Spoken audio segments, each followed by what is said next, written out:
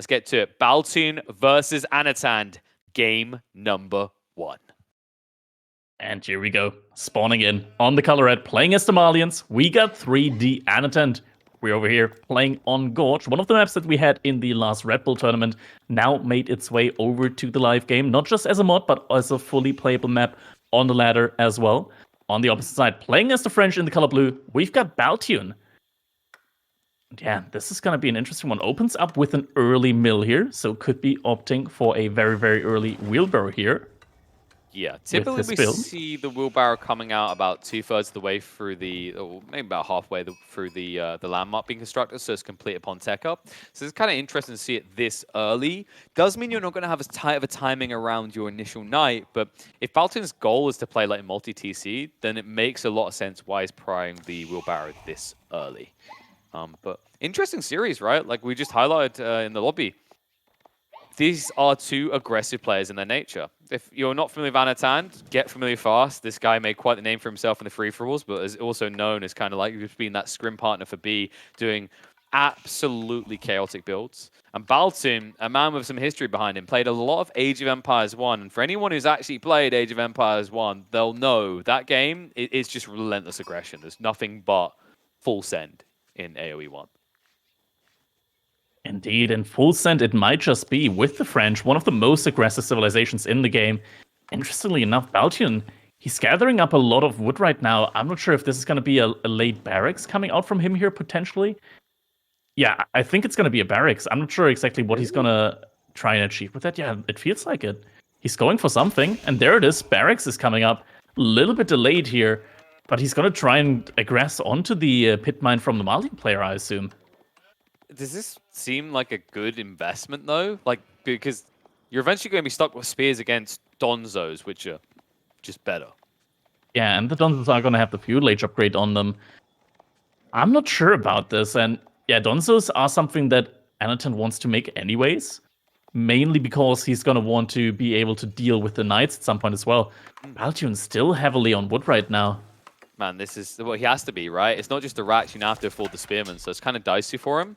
If he goes up to like 7 or 8 spearmen, I have to start favoring Anotand. Like maybe you burn a house or two, it's a little bit annoying, but you've kind of just given him the opening. So I'm really hoping there's something tricky here from Baltune. Like imagine if he went Chamber of Commerce and then just went Archer Spears, right? Like something so weird that this Malian normal build gets thrown off.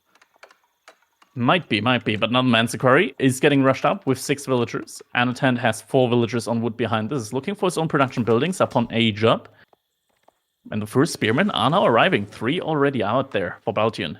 Now, the upside for him is this is a forward spawn gold, right? So it's going to be exposed. We quite often see forward spawn golds at the moment. Funnily enough, usually when the Malians win these games, it's almost like the golds are trying to be in their base, or the base of their opponents. So there is value in that. Up as well.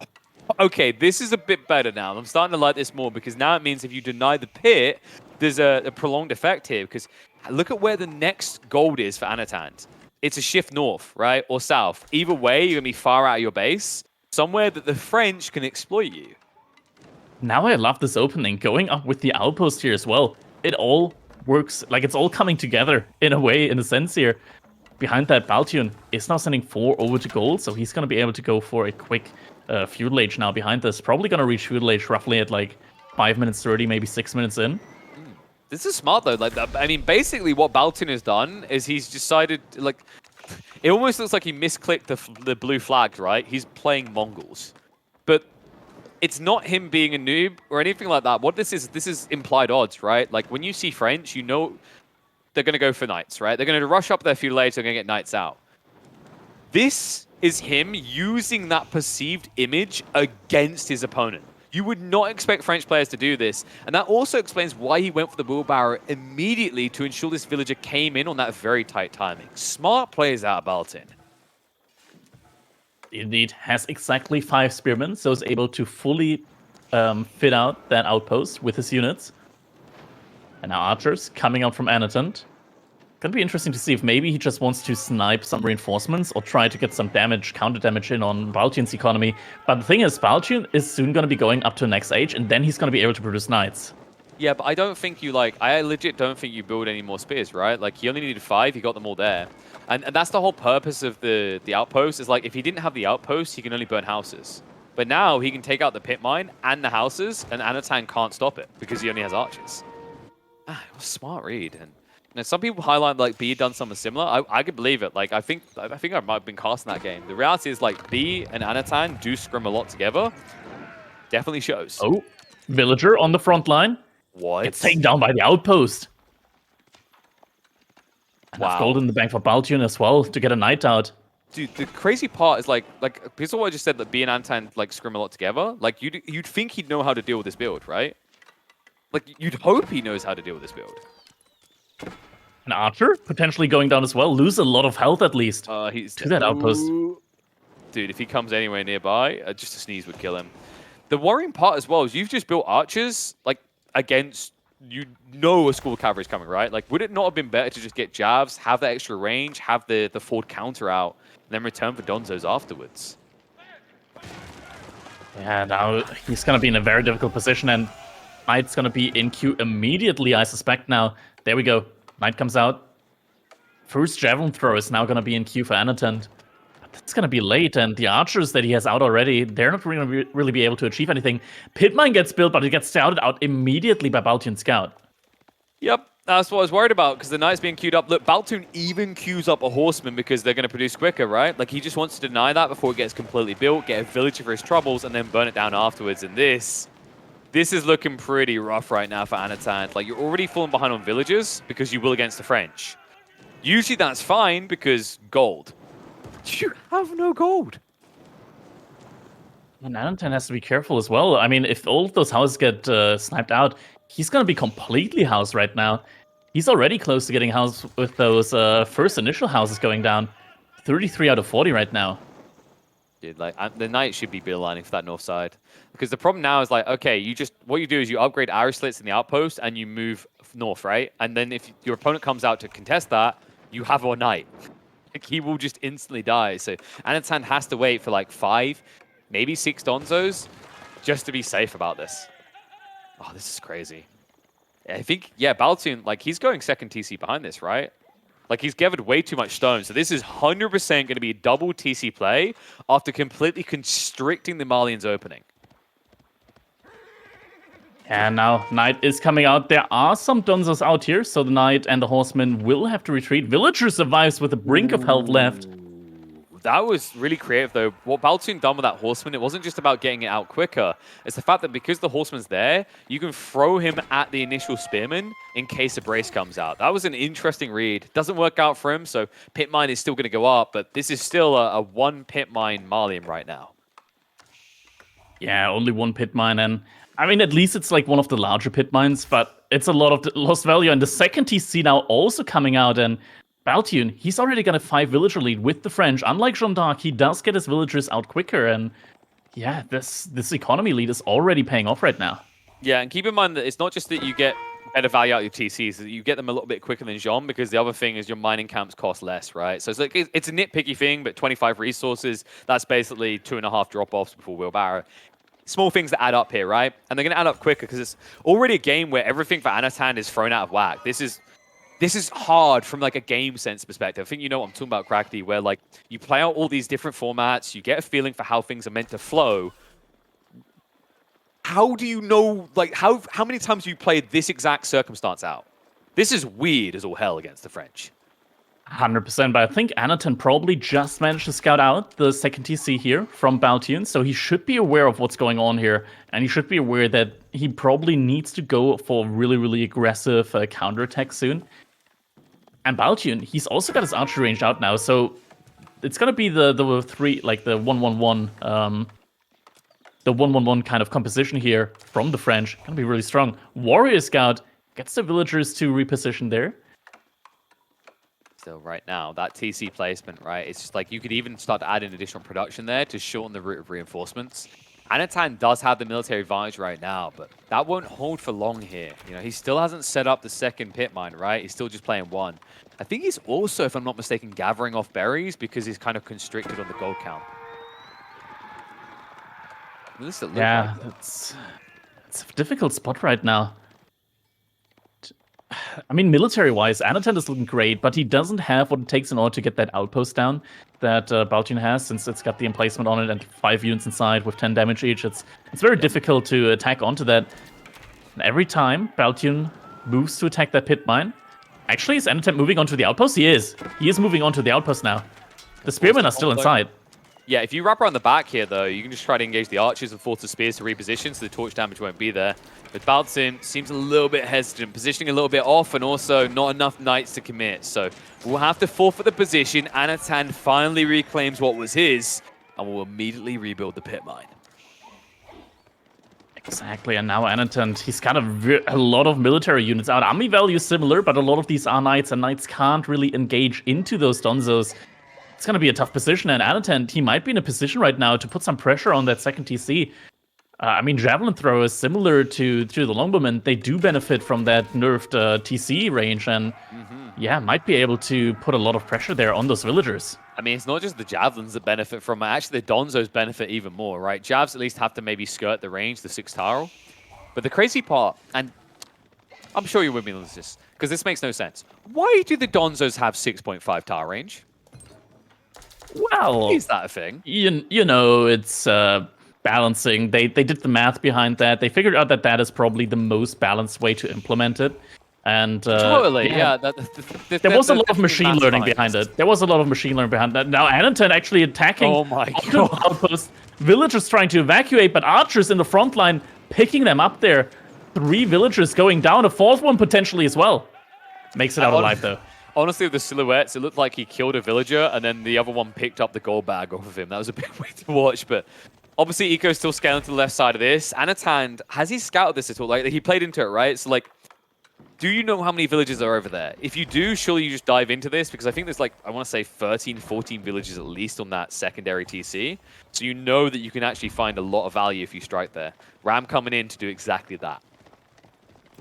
It's going to be a very, very difficult hold now for Baltune. Blacksmith upgrade, range defense upgrade, only just now being researched. It's going to be another minute until that comes in. Ram isn't moving towards that TC yet. No, it's an intimidation Ram, you know? He's like, okay, the TC knows who the daddy is. Let's go towards the main base. Yeah, Anotand, definitely an interesting choice here. Actually try to assault the main. I think he's worried about a backstab because of the positioning, but it has to be that secondary TC. It's the easiest thing to strike at. And behind all that, he's not really maximizing his cow boom. He's only got 2 Cataranches filled up right now. He's dropping down a 3rd one as I say that, but this is smart, for now right? he's just fully focusing on the aggression. Yeah, but I like that, right? Like, I've seen so many players, they're like, I'm Malian, I must get cows. Booga booga. And they just lose the game because they don't have enough military. This is Anotand understanding that one of the biggest strong points of the Malians, like, against certain civs, you get counted hard with military, mass, and feudal. But against this particular civ, you have every tool you need in your arsenal. And the clash comes in. Rams move onto the TC, and immediately you have to start pulling back. But the issue right here is there's so many Donzos you just can't engage. There's Donzos that are going to start to be struck away at. But the difference that really matters here is you're probably going to be forced to commit these Knights when there's still about 8 or 9 Donzo left, at which point you know these Rams would have done enough damage to get rid of that TC. TC is being repaired by 5 villagers. There's an additional 5 villagers inside of an outpost there. Can Baltune hold this? He's lost most of his archers now at this point. Destruction value is in favor of Baltune, but that's considering that he also took down the pit mine earlier. Still Donzos remaining here. There's so many left, right? Like, yeah, the Knights just aren't able to run in there. Yeah, it's and also the Knights the are able to too. Like, the Javelins have really good base damage. We always have to remember that. Like, they do actually stack up pretty hard. Sure, you optimally want to go after the archers, but if it gets rid of the remaining Knights, they're going to feel safe, tucked at the back. And, well, while the repair crew has kept this alive for Baltune, there's no denying the army has suffered 9 versus 23 at the swing side of this. The worrisome part now is if Anotand just resets and recommits with the army, there's no way you'll be able to repair this time. Archers trying to come out. Villagers once again try to go for the burn on the Rams. A lot of wood has been sunk into the repair of the TC so far. It feels like he probably put like the same amount of wood into repairing that than Anotand did into those Rams. Yeah, because the crazy part is they nerfed the multi-repair, right? I think past 3, it starts to cost like a substantial amount more wood compared to the normal repair rate. And that's just too much. It's going to break him. What a turn of events. Baltune struck first, but Anotand strikes firm. Takes game 1, sticks it firmly in his pocket. Indeed, game one going over to Anotand. That's going to give him a nice lead here. Nice little bit of a boost in this best of seven. It's going to start with 1 point on his side. Game number two, just around the corner. Now Baltune, he's going to be in a position to pick a map, either his home map or that of his opponent for this next game. And going to be interesting to see which one he chooses here. Now, in this one, the aggression, it just didn't work out for him. That second TC play, I talked about it a couple of times previously that I think second TC forward is just straight up dead. Like, getting that second TC in a forward position, you're never going to be able to really secure anything with it. And it feels kind of baity. You want to be able to scale with your opponent, and Malians, they do always scale with that cattle boom. So second TC is kind of like your only way to really do that. But it's also a little bit of a trap because you invest so many resources into that, and the Malians, they can just choose how much they want to invest into those cattle. I think it's actually like you can get away with the TC if you can force the narrative elsewhere, right? That's the classic kind of read. It's the same with pocket ecos for French in general. The issue in this game, if you think about it, is that this outpost investment is really solid, but it never scaled into something else. There was never a fortification. I think actually that would have been difference maker. That would have maybe forced Anotand to wait for 4 or 5 different Donzos. And if you think about that conversion point, when that TC starts to pay for itself, that could have been the difference maker that allowed him to kind of swing this in his favor. But Baltune, although it ends up being a loss, what I'm happy to see is immediately start the series. Despite the fact that for a lot of people, they might have seen him as the underdog, he comes out with some funky strategies that even threw all of us in the observers booth on the tilt. We didn't know where the hell this was going to go. And I hope that's what we're going to be treated to throughout this series.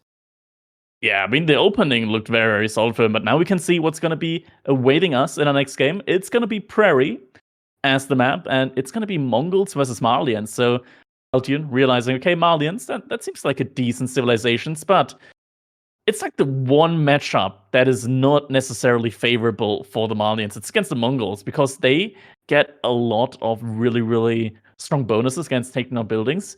Yeah. What does the Malians have a lot of? Buildings. They build twice the amount of houses than any other civilizations have to. There's a cleaner way to describe this, isn't there? Baltune just played discount Mongols and almost won against Malians. Anotand is playing Mongols against Malians. That's the kind of more grim way to think of it. Even more so when you consider we're doing this on Prairie. Yeah, very, very small wood lines, and you got to move out of your base. Yeah, usually you get forced to commit onto the outpost and deny it. So, like, something that really is an art, I feel like, with the Mongol players is the timing around committing to an outpost and the positioning. Because something I always remember stuck with me from Mister is this idea that you want to force an outpost that makes the game hard to play, but doesn't make the game impossible. Because if it becomes impossible, they'll always clear it no matter the cost. But no matter the cost, we must continue on and we must get more entertaining games, surely. I think it's about time for game number 2 between Baltune and Anotand. This time, once again, the Malians are featured, but this time we get the real Mongols, not the fakes. Indeed. And here we go, spawning in the color red. We got Anotand playing as the Mongols here in Prairie. On the opposite side, Baltune playing the Malians in the color blue. This is going to be an interesting one. Now, you talked about the outposts earlier. I think that as the Mongols, you really want to force that outpost up so much against the Malians. It gives you so much value with the raid bounty that while usually Mongols tend to want to only pull one villager to get the outpost up, when you really, really want to get it up, you're pulling 2 villagers for that. So really need to get it up, pull more. How about 5? Then you want to play Chinese.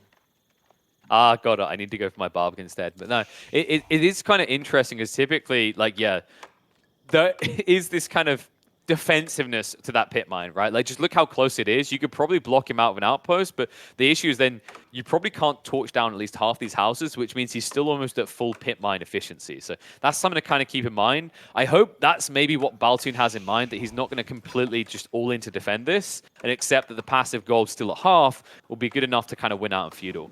It's kind of difficult to read that line, especially considering we're on a map that Mongols are favored on, because Silver Tree is oh so sexy, and this map is oh so fine for trade. Exactly. I mean, players, it is very easy, or rather, it is very hard to move all the way out onto the map to your opponent's trade here. Feels like the distance, it's just so long to get there, and the trades, the markets, the neutral trade posts, they're in a perfect position to be able to get that trade up and running. It's very difficult to really deny that. Now, something unique that we have here on this map, it's a sheep. This map has a ton of them, and players definitely want to make use of that. Question's going to be which player here gets the most out of it. Right now, looking at Baltune's base, he is preparing his own barracks. Very nice approach. Only has 2 houses out on that pit mine in order to be able to get that barracks house out nice and early. And you definitely need to do that. When you're playing up against the Mongols, you do have the better spearmen, in theory, with the Donzo. They are a little bit more expensive, but they do have better stats, and they get the range attack and overall just really, really solid. But you can't get them out as quickly with the than compared to like the double production. It's like you can, but you can't. In that, you know, you don't have this. You don't have surge. I always like to describe it as surge. Surging is like where you add an extra building in than you can afford constantly, but it gives you these kind of like little peak timings where you have 1 extra unit. That's the way the Mongols function in this matchup. You can already see his count's pretty high, but the reality for like Baltune, if he's defending, he should usually have similar numbers. And also, what he's trying to do right there, which is just such a shame he misses it, is he's trying to intercept the reinforcements to get his javelin throws out. Because he can just throw the javelin and run away back towards his home. Instead, Baltune seems to be missing them entirely. Yeah, just passing kind of move coming in there. Now the Donzo is finding the gold from his opponent. He just tips the hat. He's like, all right, see ya. There we go. So he'll swarm on the extra there. This is a lot of spearmen, by the way. Anotand now going up to 8. Oh, and Anotand starts trying to burn down those houses. Yes, just out of range. It's a very big investment here, as you said. Yeah, so he maybe gets 1 house. I feel like at this investment point, you need to get 3, though. Or 2 in the pit mine, or it's just not worth it. I feel like usually in this matchup, a lot of players, they do want to go for those spearman response. I tend to think that just an outpost could probably similarly be able to protect your entire gold mine. Yeah. But it's a little bit less of investment. Now one of the houses is on fire, and that's immediately 50 resource going over to Anotand. But this opening does kind of feel like it sucks the Mongols, no? Like, because you're going to scale a lot of spearmen. And, like, normally this is good because, like, on a map with limited wood, your opponent has to get archers they can't afford it. But, like, you can do pseudo-archer with javelins if you're playing as the Malians, right? Yeah, pretty much. Now we got 6 of the Donzos out there. The forces from Anotand, they're not quite there yet, and that's just due to the large map size here. It takes a while for all of those units to get there. The Donzos are going to be able to take some good trades, but now the reinforcements arrive, and with that, that's going to be a very large army. Don't think Baltune really wants to take the trade. He just wants to be able to fight with his spear throws every now and then. I'd actually love for him to just pull a villager to make sure this never burns. I think it's worth it, right? Like, because the exchange is like a little bit idle time, a little bit of wood, but you stop your opponent getting 50 resources. The issue is, though, that Baltune, he's struggling a little bit for wood. These Donzos are very expensive on the wood. They cost 30 wood each. And now the pit is on fire. Yeah, this is getting a bit worrisome because, like, you don't want to let this go down. But if you now come and repair it and he burns it again, I mean, it's just double payday, right? So double payday, double jeopardy. House literally built on the front line here. Pit mine is not being saved. Baltune is completely out of wood. This is kind of wild, actually, because, like, realistically, Anotand, this comp should be a problem because eventually, like, if we're both going archers, you can't get your archers. But the way he's doing this, it's almost like infinite spears, and the wood issue is existing more for him than it is for Anotand. Oh, man. Yeah, that's a big issue now. And behind all of that, Anotand, he's coming up with the silver tree. Of course. Baltune's still not clicked up yet. He's got too much gold. Like, look at his gold. This is ridiculous. He fought tooth and nail over a pit mine, and in the end, the issue is he built so many Donzos that he was hard blocked by his food supply. He's about to get a house now, with that house going down. You know he's going to get it as well. That spearman to the center, it means that you have to snipe him with the jabs, or it just doesn't work. And Baltune, this has to be so frustrating right now. Like 7 Donzo versus 15 spears. We talked about that next phase once we reach feudal, but my issue now is like sitting at home doesn't win you this game, right? You're going to have to come out and prevent the trade. Now the silver tree, it's going to finish up first. And what has Anotand gotten here so far out of that? A lot of resource had to be invested from Baltune into those Donzos. Anotand still is miles ahead when it comes to the army count. And he's got roughly 150 resources out of this one. I think he's going to dive with this spearman upgrade. He's going to time this right. So, like, if you're forced to engage as Baltune, usually you'd win, right? But now it's just going to be an absolute wipe. So there you go. Harden comes in, immediately commits through. I think he could have went sooner. I think the best way he could have done this is like you try to force Baltune to commit, and then the tech comes through. But Anotand a little bit hesitant, showing respect. He's going to take his time with this. An upgrade about to come in. Spearman gets taken down by the Donzo. Javelin throw. Yeah, this is... It's kind of weird the amount of respect Anotand's showing, because he's on the edge of the TC range. That makes sense. But at the same time, like when you keep probing like this, you're letting the Javelins replenish for the Donzos. And once again, resources are coming in with the bounty. And behind that, Anotand is going to be the one to get an outpost up now. On the gold of Baltune. And yeah, it's a little bit of a late one, but better late than never. It's going to secure his position here. Now the Spearmen are fighting against each other. Harden Spearmen versus Harden Donzos. Two of them, though. The movement, the pathing, not working out. GG. That's it. Called. Dude, that is crazy fast. What a read by Anotand as well. That patience, we said the outpost was late, but I don't think so. I think that was perfectly timed. He understood when he was at the killing blow and gets the coup de grace to close out that game swiftly. And all of a sudden, Anotand already 2 on the board. Yeah, I mean, late as usually you'd expect that with like the first couple of Spearmen, but in this one, Anotand just completely outmassing the Donzos there and getting so much value there in return. Absolutely crazy game. Can we get a check on Don in chat? Everyone just check he's still alive. He guaranteed me Malians were not going to lose today. I think Malians just lost. Can't get them all. Can't get them all. Can't get them all. Because if it has a 100% win rate, it has to be nerfed. This keeps it in the run. Now, interesting game actually coming out from both players there. I think we were both surprised by the way that kind of played out, because there's a very thin line you're threading. Because I think the issue stands true still, that like if he scales Donzos and you scale Spears and this becomes a feudal engagement proper, that means you're going to have to look towards archers. And we've seen it before, like English is an example of a civ that is hard to play on that map because there's just so little wood and you rely heavily on archers in your comp, right? So like that was a very, very thin line I feel like Anotand was skirting. If he ever let up on Spears, it starts to swing in favor of the Malians. So great read by him to make sure that turned into an unlimited Speardom where he could keep domination. Indeed. And now we're going to be seeing Hidden Valley coming out. Baltune chooses one of his home maps here. It's going to be a Juji Legacy Mirror. Can I refund it? No. Definitely not. Refund it? Nah, we're going to see this out. We're going to see if one of them is going to go for 2TC or one of them is going to go for Fast Castle. Oh, Crackedy, it's literally going to be whoever gets the better Meditation Garden wins. So that's a luck is a skill as well. Surely. What if they both just got in and they typed each other? So let's both play some Meditation Gardens and then scout it, and whoever has the better one gets the win. Save ourselves 20 minutes. I think with the Meditation Garden, you really just gotta walk out onto map and just take the most ideal position. Because worst case, your opponent sees it and maybe parks a scout there for the first couple of minutes, and then you get like 10% less. But chances are you're still gonna get much more resource than if you put it at like a really, really bad position that's safe. Well, we're on Hidden Valley. And depending on the spawn, we could get some funky-ass Meditation Gardens. But there's only one way to find out who's about to win Juji Casino's jackpot. We hop into game 3 for a Juji mirror between Baltune and Anotand. And here we go. Anotand playing in the color red as Juji's Legacy.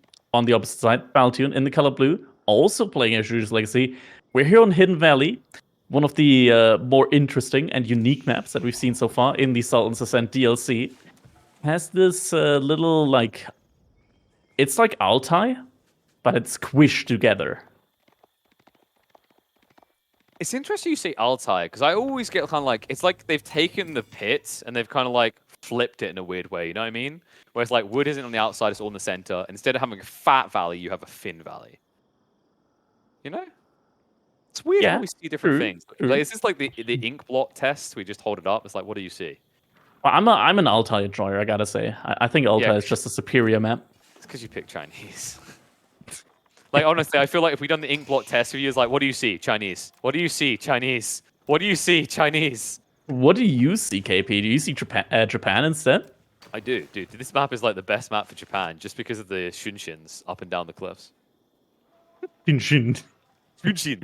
I already know like practically almost all the abilities for like Japanese. I love that Civ, man. Coming from World of Warcraft, I always call it Shadow Step. I call it Blink because Dota 2 and also StarCraft. Boom. And Warcraft. And Warcraft. There you go. It just makes sense. Still think that ability should disjoint, but we don't have to worry about it in this game. Juji is going to be an interesting one. Typically, this is the type of map I've seen people like to smack out the Juji on, just because Hidden Valley is a very hard place to kind of punish, if that makes sense, right? Because like, compared to other maps where you turtle, I see you're going in a direction, I'm like, okay, I'm just going to respond to that. I'll move. It'll take me like double the time, but I'll get in position. Whereas this map, and it really does kind of tilt me sometimes. Oh, he's played the right side of the map, and I attacked the left. Let me run all the way back to my base, through my base, and down the other side. I'm looking at the map right now. I don't really see any immediate meditation garden spots that strike me as OP. Yeah, Anotand right now, he's going for one that's going to give him 87 resource per minute. He's going to get 48 from the berries, then 30 from the stone mine.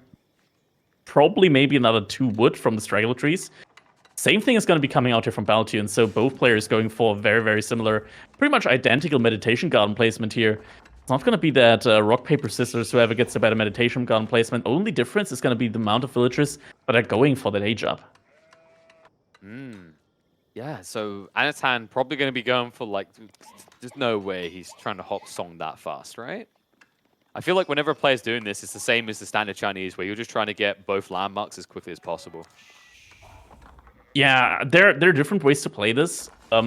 Many times we see fast castle coming out of Juji's Legacy, but I think in a mirror, especially when both civilizations have access to early palace guards or Jugunu, you can't really make anything immediate happen with your fast castle age. You're going to be struggling with the economy to do so. So I think in a mirror, it should be a multi-TC Song Dynasty kind of play here. Gonna be interesting to see if the players agree with me, or if maybe one of them is gonna try and look for a fast castle. But Jiangnan Tower is coming out. I like this build here from Anotand. That's one of the builds that I theory crafted early on. That you go for like a 4 minute and 20 seconds timing on your Song Dynasty. What that allows you to do is you don't need to get a second house up. Instead, you wait for Song Dynasty, you get the discount, and then you immediately get a discounted village out, and you immediately save some resource before you even need to place that second house. Interesting. And well, the interesting part here is, right, whether one player is just going to play that greed and the other's going to try to go on the offensive, because I have seen some interesting builds where you just try to spam out production buildings for Jiangnan, especially around the stables. I think that was the first thing a lot of players just immediately gravitated towards when they saw how this building functions. Pay 150 wood, get 120 resource tax rebate. There we go. Village did get built, and now we see Anotand moving over to stone. So this is going to be a 2 TC build coming out from both players here, at least 2 TC. With the meditation garden on stone, it's going to be a lot of passive stone income as well. So could be that like 5 to 6 minutes into the game later on, we'll be seeing a 3rd TC coming in just passively. I mean, I'm still like the idea of like maybe just trying to be cheeky with stable, because my thought is like if you can just block that 3rd TC placement, it's pretty valuable, right? But yeah, probably just going to be the greed. You know what I'm doing right now? I'm huff and hopium, living in a world where the Chinese actually fight. But they just you wish. I mean, in the fast castle situation, we would have something like that. No, this is just going to be that 2 TC kind of play here coming out from him. Anotand also being a little bit cheeky here, going for the deer lane over on Baltune's side, and making sure that the deer are going to be nicely and spread out. So it's going to be difficult for Baltune to collect those. Look at that! One of those deers is all the way at the gold mine. That is devious. That's disgusting. You're evil. They're already suffering enough by the fact they're just going to be murdered and left there for about 2 weeks before being eaten. But the other side of things, like, look how tight that formation was from Anotand. You're seeing, like, 3 deer literally right next to each other. A 3rd one, actually 2 more close to the TC. So really optimal for him in comparison. And yeah, considering the TC placement here, looks like he's just going to try to block that wide flank. Oh. Something that's tricky with Hidden Valley is if you don't get a little bit of defense down here or a wall, as you can see by Anotand's doing right now, there is a direction you can go in past the TC at the back. Yeah, indeed. Now Second TC coming out from both players. And Anotand, he's going back onto stone. He's looking for that third TC. I actually like this here. Like, he's already made his opponent less optimal, so if this now just turns into just an eco race, you're going to be more condensed with your economy, right? Which gives an initial burst phase that's better for you around like 10, 11 minutes. Obviously, long term, it can kind of be more annoying because like, you're still going to have that inefficiency, but in a mirror, small differences make the mile. That could be like a difference of 30, 40 seconds on a tech up. He's also feigning some aggression, so he's made an archer range. Now, he's got the Jiangnan Tower. What that does is when you build an archer range, you get a free Zhuge as Zhuji's legacy. And now that Zhuge is going to be moving across the map, and he's going to start to just harass his opponent a little bit and force him into dropping a production building as well. And now we see 3 TC coming out from both players here. One thing I'm looking at, actually, considering this turns into more of an eco race, is like the placement of resources. It looks like you want to play north because of all the stone. It seems desirable, but if we're talking about Shaolin Monastery opening, someone's going to get a lot of yield if they play south side of this map. This typically happens a lot, right? Is you end up with 3 relics condensed on one and then 2 on the other. That, by the way, that's one I would say slightly favors Anotand, the line of relics there. So if he goes for like a fast castle now, I think he could just get that kind of infinite resource tick in his favor. Something also to notice now, Baltune Scout, he's a little bit trapped there in the base of Anotand, not going to be able to really move out anymore without dying there to that TC. And oh, he's walking by, is trying to burn down the palisade wall. No, the shot is coming in. Yeah, I was about to say, there's no way he gets away. There's such a big delay, but you could feel it. So you're playing blind now, and wow, he didn't... I don't think he ever saw that Chuganu coming, right? Like, because the scout was in the wrong position. So forces the outpost, doesn't lose any villages, sure, but you now have to react with a unit of your own. This is still going to be a little annoying bugger just tickling away at you. Yeah, hand cannon placement, pretty much gained for free, though, because the Meditation Garden is providing the 30 stone here for every minute. It's not fully free, though, right? In a mirror like this, because it's like... It's the one we talked about before, where like both H3 players want relics, so it's like it's a positive negative sort of thing. It's like I'd agree in other matchups, but because you're both getting that passive, it's now an edge Anotand gains. Yeah, slight edge there for him for sure. The outpost gets a discount, which is nice for him with the Song Dynasty, and he's only just now moving out onto the Deer. But Baltune, overall, he's a little bit closer to the next age than Anotand is, and I think maybe that's because Anotand also went for wheelbarrow with all of that. Is he closer? I feel like the actually food not. Like is really big. I guess Baltune only just now had a food drop off when I looked, and then Anotand got his drop off. So yeah, it's classic deer issues, right? Like you know what? I remember when Cauldron first came out, and I was talking to a bunch of the players, and this was always a problem. They were like, if you go deer, it is better, but it screws with your timings because it's so close you can instantly play it. But then you're like, oh, why don't I have enough for a villager? Deer. So yeah, it's a bit funky like that. But on the way with the Mount Lu Academy. So no play towards the relics immediately is intriguing. Both players, in fact, doing this. Do you think this is just like the standardized meta in a mirror? It helps you a lot when you go for 3 TC, because you're going to immediately need food income. You want to get a lot of gold as well for your upgrades. And being able to drop off tax twice as often and getting 20% off that tax as additional food does help you a lot with your early economy going forward. And yeah, now we see both players going up, and Baltune actually investing into a couple of spearmen and early palace guards as well. Yeah, the palace guard, like, it's that classic kind of feeling where you maybe get a window of opportunity. I think in the mirror like this is kind of more baity, though, because of the hand cannon slits, right? So maybe he's hoping that it's a bit of a wider spread from Anotand's TC placements, and he can exploit that a bit. But Anotand, I mean, this feels like the more appropriate response, no? Right? Like when you're mirrored on your tech up timings, going crossbows always feels better because the whole edge that the men arms get is if there's enough of them, they have that kind of flood effect. Indeed. Now the deer starting to slowly run out. Both players moving out to the natural resource on the map. Looks like Baltune is going to be going for the boar here. Anotand actually hasn't moved out yet to the boar or to the deer that he's got remaining on his side. It's interesting because he walled that up really early, and I thought that was about like gaining maybe a wide TC, getting the deer and the boar together, but I guess it's because he just wants to try and force the narrative. Because now you can just funnel your aggression down the opposite side of the map, right? And your opponent's always going to be slower to do anything with that. Oh, look at that. Anotand also getting some lances out now. Villager moving out here to build a wall. Palace Guard is there. Does he notice in time? He does. Palace Guard able to take that villager down before the wall gets finished. It's going to be annoying here. There might be an efficient chase down. This is always the frustration with Palace Guard, right? They're just so fast, hard to react to. The classic one that we always say is if you play against Palace Guard, wall, wall, wall. So, not usually what we have in mind when we say wall, wall, wall, but even though he's not able to slow down the relic gathering there, considering his control on the left side, this is still beneficial, right? That's going to be 3 relics versus an eventual 2. And now Baltune also starting with his Granary transition. Now you do get a big benefit here with the Song Dynasty Attributes Legacy. Only having to pay 45 wood for every single farm means that you don't necessarily have to extend like out onto the natural resource. Instead, you can go for that really, really early Granary transition. Yeah, it's kind of absurd, like just how much you save on a Song Dynasty. Like, have you done the maths yet on just how much wood you save with 40%? Yeah. Thank you. Well, that was some great maths there, Crackedy. Oh man, dude, have you ever considered just like, I don't know, being a professor? Every day, every single day. But yeah. Good dodge, my friend. Well played. It's like a caster duel. We'll do this again in 5 minutes.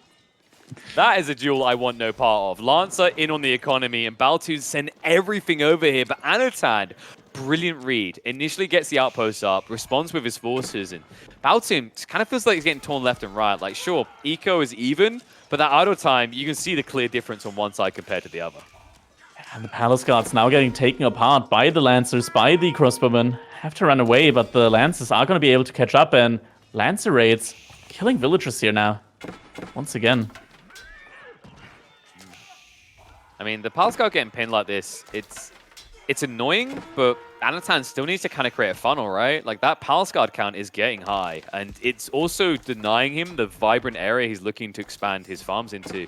It's kind of interesting, really, right? Because, like, you look at the way the map's played out, he put this wall up, he shows intent to play farms here, but the funny part is if he built them on the left side of his base, he wouldn't have to worry about this at all.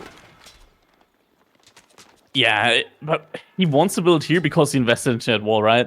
So he thinks he's kind of safe in that position. At the same time, Baltune didn't wall at all, but that's where he's going to be building his granaries. And Imperial Official gets taken down. That's some value gained there. Being able to outrun all of those crossbowmen. Yeah, let's go force a little bit of migration. So idle time adding up for Anotand there. Now, Baltune is already 3 villages ahead. Make that 4 now. It's always the annoyance of these units, like, but you have to find that initial value, right? Because what's happening is you are throwing away units against your counter, and afterwards, Anotand will look to make a play. And one thing that has me scared, Crackedy, Baltune hasn't walled that north side, and he has a lot of exposed eco. It's like 30 villagers that he just moved out there. He's also going for an additional granary setup now behind all of that.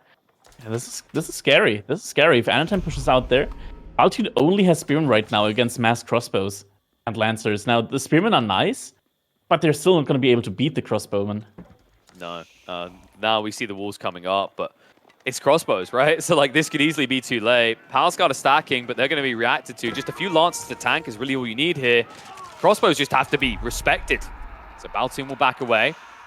But now that's going to start to kind of expose that opening, right? Considering where he's placing the walls, he has to hold in this area, otherwise he's going to fold. More reinforcements coming out the gate on the left side. That means more ground given over. And Baltune, he has at least fixed his food income, but Anotand mirroring it now with the counter to everything.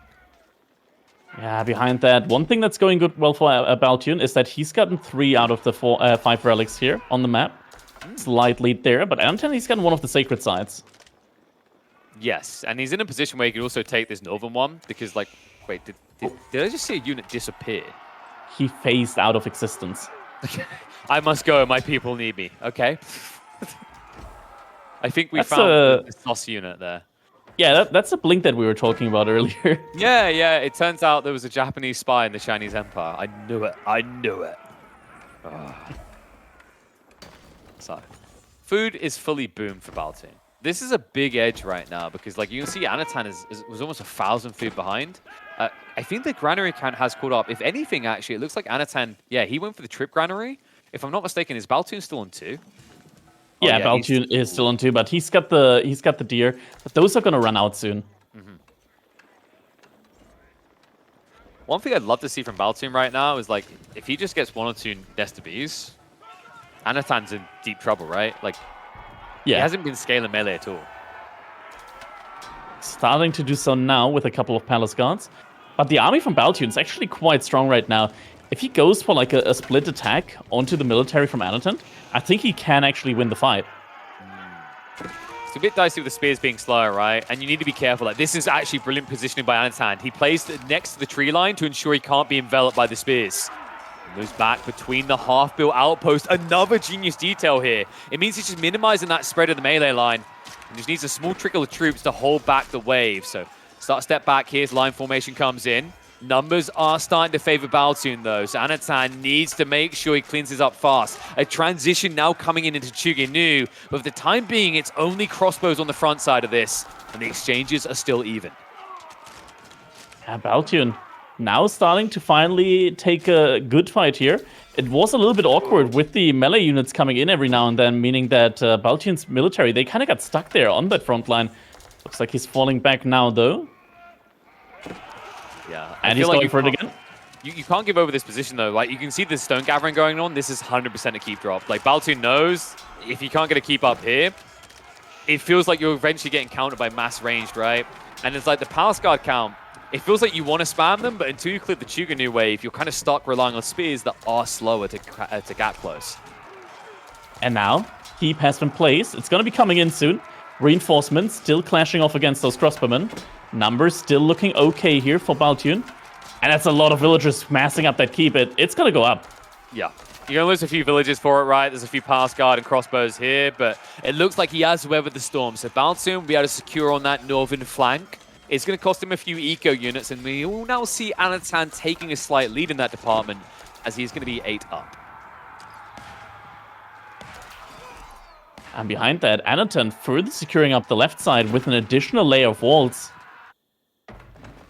Not stone walls, even. Yeah, not just your regular walls. What is going on over here? Outpost versus stone walls, and now Baltune. What? Oh, they both have their eyes on the prize. The gold, of course, on that left side is the vital resource. That's the interesting thing about Hidden Valley, right? It tends to spawn a lot of the gold one side and a lot of stone the other. Yeah, and this is going to be difficult because being completely stonewalled off of gold, that is immense here now for Baltune. He could have upgraded one of his outposts in time to maybe block that. In fact, actually, the front line of that wall, it's not finished yet. If the emplacement finishes in time, maybe he can stop that wall from ever happening. Anotand needs to send one of the villagers back to deal with that new area in the wall. Otherwise, this isn't going to complete. I think it's too late now as well. He's shifted to the south side, so there is going to be a gap for Baltune to sliver on out of. Right on this side, though, that keep, it's kind of weird in that it forced a funnel, but it didn't really change this dynamic where Anotand can still flood that northern side, right? Because keep protects up north. He needs to stonewall into the keep. Agreed, yeah. Like, it would be an efficient play from here as well. I think this is the point he's looking for, just beyond the sacred site. That then forces you to go north. Anotand, behind all of that, he went for triple trebuchets. He's trying to trap that keep down. And it's almost going down. Okay, the keep's almost going down, but that was heavy losses. Anotand slipped up there. You saw that, right? Like, he's right next to the wall. He could have ran through the gate. Baltune immediately sees he's not moving, runs past him, and body blocks the retreat. Yeah, the army right now from Baltune is just escalating very, very quickly. Nest of Bees is coming out, but there's a ton of Palace Guards here right now. 30 Palace Guards out from Baltune. Now, the army from Anotand, it's a little bit misleading because earlier there were a lot of Jugunu in the mix, not just crossbowmen. And Jugunu, they don't do a ton of damage against the Palace Guards here. And now the food economy is going to be exposed. And that's a lot of bombs. Huh? He got hard baited in this game. Like, the non-stop spears, you saw Anotand was like, okay, it's Jugunu time. The moment he sees that count being half the comp, it was a spam of non-stop Palace Guard. And now with the farms being accessed, you're about to see a difference of like double the food income. I think we could easily be like 2 minutes away from a GG. Yeah, it could definitely be happening. Baltune still has a ton of gold behind all of that remaining. And yeah, lots of villagers going down here now. Anotand, though, still has over 130 villagers. Army coming in. Might actually be able to repel now as Baltune is falling behind in the army count. It's hemorrhaging, right? But he's at least kind of like recovering in that now Baltune had to split to kind of snipe eco. It means he's not winning the direct fight. So Anotand, he cauterizes the wound before it becomes a problem. Rewall goes up, and he makes sure this game goes deeper. Oh, come on. And he's sending more? He's gonna get it, but at the same time, Baltune's also moving over. Wait, are those villagers that... Those are villagers. He's gonna make it in time. They're gonna get there. He's gonna have access to gold. He'll be fine. And that's not a half a hopium fine. He is actually going to be He's fine. Blocking it as well. Walls it. All right, now wall around it, right? No, I'm kidding. It's not worth it anymore. And behind that, check what's coming. Baltune hits the brakes. He's on his way to Imperial Age. Right, yep. Temple of the Sun. So he's going to immediately have access to these individual auras that he can toggle in between to buff up his units. It's going to be in time, though, because now Anotand, he's going for a big attack. Is it that big, though? Like, it's 54 versus 32. You might idle on the farms With elite upgrades, he can hold. Yeah. But I think without elite upgrades, this becomes very difficult because Anotand also has mass Nest of Beast behind that. He has a lot of gold, though, right? So he should be fine in that regard. Tech up complete, so he'll hold the choke point here. Nest of Bees, though, that's something you got to show respect to. He's actually sent villagers over as well. This choke point can't be held. Baltune has to retreat, and look at that. Instantly, Anotand cancels the Q. He's going to go for the catch-up, also into the Temple of the Sun, so no aura advantage for Baltune. At least no longer than, I'd say, about 10 seconds. Now, military clashing onto each other. Upgrade not quite through yet. I'm not sure if it's not getting supervised right now. No, it's not. He's going to lose so many units. By the time it comes through, I think this might be a little bit too late here. That Nest of Bees is milking the fight for all it's worth. Two, in fact, now on the front side of this fight. Baltune, I mean, we're about to see a reflection here. Just 2 minutes ago, he was raiding into the economy of the red, but now Anotand is ready for vengeance. 3,000 food per minute, but not enough units now in the queue. Upgrades are coming in. The university upgrades as well, but it's just not quick enough. Palace Guard upgrade still not in yet. It's not supervised. And he's got the Mount Blue Academy. He's got the upgrade to be able to supervise with 300% instead of just 150%. That's the bees. Villagers? Where are they going? Where are they going right now? What? They're going onto the farms. Kill them, peaks. Yeah, just protect the farms with your bodies. I'm pretty sure that works. No, wait, that doesn't work against Nest of Bees. It's going to turn into Massacre if he doesn't react. Still on the A-click here. Baltune panicking a little. The Nest of Bees are getting so much value here. They might got one flurry off more, and that might be enough to take out the Palace Guard. But finally he reacts. He cauterizes the wound, but definitely feeling the pain. Anotand actually got the Elite Palace Guard upgrade before Baltune. Because he's supervised. I mean, not in that. I'm pretty sure Baltune had the Spearman upgrade. Did he queue Spearman at one stage, or am I imagining that? Anotand did. Did Baltune? No, Anotand didn't. Anotand literally has one Arcade Spearman by accident. Yeah, but there were more than just one. There were like 5 or 6 out there. Okay, though, yeah. It's a little bit of a whoopsie, but I'm curious, which aura are these two going for? Because, like, realistically, it should be the same, right? It should be the Divine Haste. Yeah, Divine Haste for now with this military. It's the only really that helps them. Outside of combat, you can switch it to healing. Yeah, it looks like Anotand felt like he had too many villagers there. Okay. He's like, well, I could walk them. Oh, hear me out. Billy. Weird walls coming up. Looks like we're actually now playing a tower defense game. Everyone follow your lane and try to reach the end. Mass Palace Guards. Now Baltune, once again, has a good mass out. Anotand switching over to crossbows again, though. Look at the melee tech upgrades. That is an area Baltune has an edge in right now, right? So he should be striking a bit harder. Anotand lagging behind in that regard, but about to catch up. Needs to as well. Hasn't got any more Nest of Bees yet, which is quite problematic. Imagine if he had them for this type of fight. It would be a complete rout. Yeah, does Anotand... I don't think Anotand's gotten the university upgrade for his infantry yet. I know Baltune rushed that one up really, really quickly. He needs to be fast. Oh, no! He gets the burn! Baltune keeps it open, and he'll break the wall to allow him entry. Oh, that was mistakes made. Anotand, in a panic, misses a single segment, and all of a sudden, he needs to fix this gap fast, and he needs to slow the approach. Yeah, now up to 60 Palace Guards. It's just a flood at this point in time. 4,000 food per minute for Baltune. There are no breaks on this train, and the food economy from Anotand, it might be open here very, very quickly.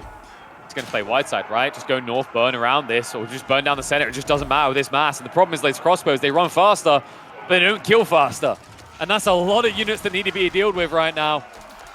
Baltune willing to take the fight once more, peels off a few to go into the farmlands. Crossbows just not really quick enough to react to this at all. As the surround comes in, Trebuchet's trying to assist, but that's not what they're built for. And Baltune has 37 Palace Guard in queue.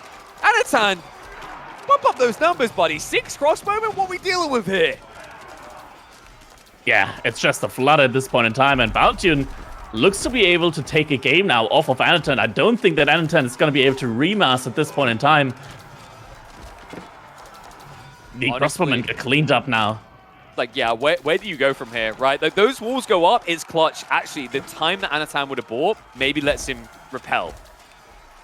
But that clutch play, Baltune ID'ing that one little area that was a torch away. And he's got the outpost on the gold. What a play here from Baltune. Yeah, he set that up over the wall. I gotta give him credit for that, by the way. He set that up several minutes ago because he knew it was gonna come down to that gold vein, right? When he set up outposts on his own and he saw his opponent was trying to wall, he immediately moved one villager deep, set that up. I think it was actually 5 villagers. But what a read by Baltune, just kind of exploiting the map wide. And as you said, finally we're gonna get a point in the board. I was worried this was gonna be an absolute stomp with the way game 1 and game 2 went. But Baltune, looks like he's probably about a minute away from victory. Yeah, villagers getting cleaned up. Anotand, for the first time in a while, dropping below 100 villagers, and with that, GG gets called.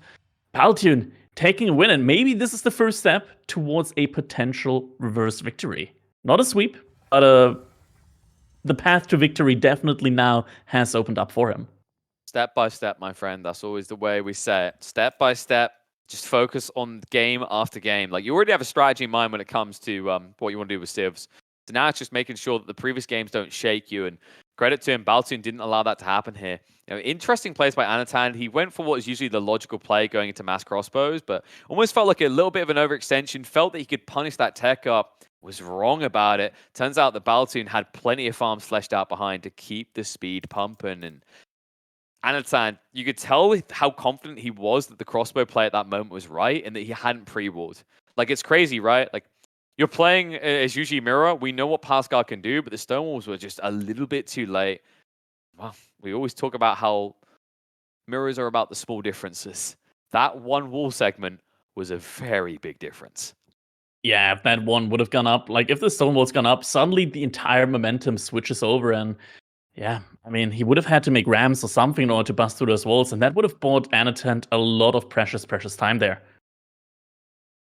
But we get a longer series with more fun games and new civs to appear, because we're going to be seeing Ayabids in this game, which is interesting because the last series, it was impossible. Both players denied this pick.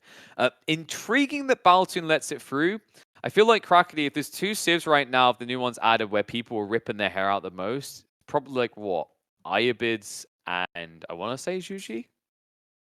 Yeah, I think the 3 civilizations at the moment that definitely stand out are probably going to be Juji, Ayubids, and sometimes Jeanne d'Arc. And in some matchups, she can be very, very devastating.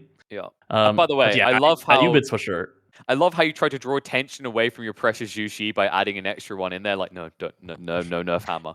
But no, I'm definitely saying that there are a couple of things for Juji that are just too strong. Oh, yeah. Like I've gotten meditation gardens up that give you like 180 resource per minute.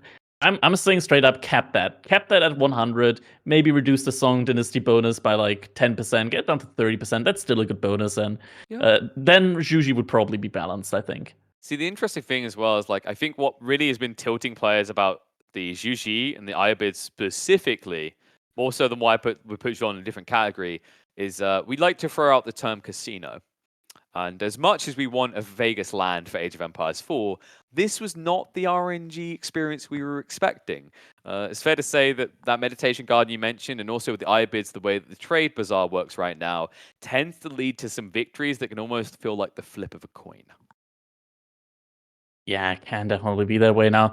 Something that's going well here in this matchup for Baltune, I must say that, Ayubids, there is straight up no cavalry allowed civ. You cannot make cavalry against them. It's illegal. It is illegal. You go straight to jail for that one. But English, they're fine with that. They're like, no cavalry. That sounds like my kind of game. And Yeah, they can definitely deal with that. Those desert raiders that the Ayubids get access to, they don't have any ranged armor. They die very quickly to those longbowmen. Yeah, they're actually incredibly strong because of that. Because like the funny thing actually, when you look at the stats on those desert raiders, they feel beefy when you try to fight into them with melee because they have 5 melee armor. When you look beyond that thin visage though and realize they have 0 ranged armor and only 120 health, they're kind of a pushover. And yeah, you're right to ID the Lombos are the premium unit. Might actually be one of the #1 counters. Wonder if maybe Anotand's got some like fast castle build in mind. I think the camel lancers can be kind of annoying, but more it's the idea of just going back to more of a standard infantry play. The interesting thing to me about the Iobids, and maybe you feel the same way on this, is they feel like a very snowball civ, especially with some of the unique techs they get, like the Mamluk's Ascent, where it's this idea of like you're winning a fight, win harder, right? Because you kill a unit, you get the damage buff, the movement speed.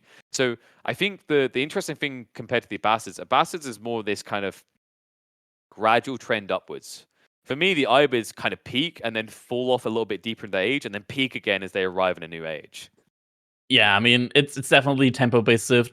Other civilizations, they push in with the Ram. The Ayubids, they push in with the Tower of the Sultan.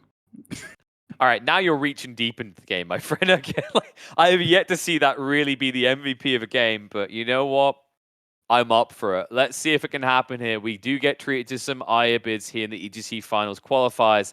It's time to add another game on the board. Baltune on the English, and Anotand gets those precious Ayabids. Indeed. And here we go on King of the Hill. Hill and Dale. I'm sorry. Almost. We do have some hills here. There's two kings, 2 hills, you know. Potentially a king. I mean, Baltune, he's the English. He can go for it. Ooh. Abbey of Memes, Abbey of Dreams. Could you imagine? Like, I'd almost feel like you're BMing if you built the king against Camel Civ. The worst possible choice, like the worst possible time to go for the Abbey of Kings. Yeah, that would probably be this matchup. So hopefully not coming out here for Baltune. That would be devastating. Imagine if he goes for it now. But yeah, he wins with it. That's the most Chadley thing. The only one up you can do on top of that is you build a siege tower against the Ayabids. Oh man, that would certainly be a way to win a game. But yeah, here we go now. Hill and Dale, not King of the Hill. There we go. Boom. English against the Ayubids. And yeah, you talked about it earlier with the gambling. We do see the House of Wisdom coming in now, and that's where mainly the unique factors for the Ayubids lie in. So they get a completely revamped Golden Age, lots of different bonuses from that one. And on top of that, instead of like choosing between 1 of 4 wings, they get 1 of 4 wings, but every single wing they can choose between different boosts that they get. And there's some very, very unique ones. We've seen the Bazaar at the moment just kind of like standing out as probably one of the stronger things to get when it comes to the House of Wisdom, because in the Bazaar, you get to choose between different kind of options that it brings you in. Every now and then there will be traders in the Bazaar, and you can choose to get bonus resources, like trade in gold for bonus resources, trade in gold for traders, extra villagers, military units as well. If you're lucky, it can snowball extremely, extremely quickly. I've seen a game where the Bazaar was chosen in the Castle Age, and a player went for like a really, really fast Castle Age, like a 7 or 8 minute Castle Age timing with the Bazaar. Goes up, gets 4 tickets of military units, and immediately has like 20 military units upon reaching Castle Age. Yeah, I'm glad you mentioned that, because I remember a distinct game on it was on Golden Pit between Voldemar and Beastie. Voldemar was playing as the GG. Beastie, of course, had the Ayabids. You reach Castle Age, and you instantly just see him get a double spam of Bedouin Swordsman that flood into the base and annihilate everything. Like, it's actually ridiculous. You look at the stats initially of the units, you're like, that doesn't look that impressive. But then you realize that actually the way it counters certain unit types and the fact that they instantly just appear makes them quite strong variety and spices the Ayabid life. So we'll see how that one plays out. I have a feeling this type of map, you're going to be leaning towards the Trade Wing Bazaar straight away instead of waiting for Castle Age. Yeah, it's also definitely an option. And there we go. It's coming in immediately. Getting in those potential villager trades and the trader trades, so strong, because it seems like it's not an economic kind of style landmark, but it very much is. Once you see that you can trade in like 200 gold or 120 gold to villagers,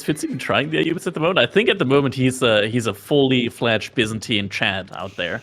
Okay, so like he always has a soft spot for camels, right? He does. You Oh, know, there's been another batch of military units out there. A couple of additional Bedouin skirmishers, and now the camel lances are coming as well. And oh, good traders. Well, that's just brilliant. Like, you know what was missing from this? The traders were definitely the thing missing from this. Clash in the center that you never ever want, by the way. Yeah. oh, look at how much damage they're doing. It's insane. Click on them. Just look at the number. What was it, 9? Yep. Oh, they're getting auto upgraded once they reach castle age as well. Yep. It's +2 damage now. What is this? It's so strong. Horsemen, they can't even take one of them out. This is like the Joker from Batman. Hit me. I want you to hit me. Oh, Baltune, Baltune needs to go up, not with the King Spellers, but the White Tower. I wanted to say, but King Spellers is coming in. Wall's not going to be in time here from the looks of it. Or maybe just about. It's so difficult. Military goes down. He needs to tap that piece right now. No. Anotand is not walking through. Really? Like, Is it blocked? Maybe? Potentially. I mean, there's 2 bars there. There are 2 bars. I guess this ensures the entire wall goes down. So sure, you know what this is? This is like, I'm so strong right now. This is so unfair. I need to give you like a little handicap. You've got 20 seconds. I'm doing this for you. Yeah, this is hide and seek. You can't attack me, but I can attack you. So And all of that. Anotand is also getting dervers out, so relics are going to be gathered up here soon. No, is Baltune making additional stable? Oh, he can't go into knights.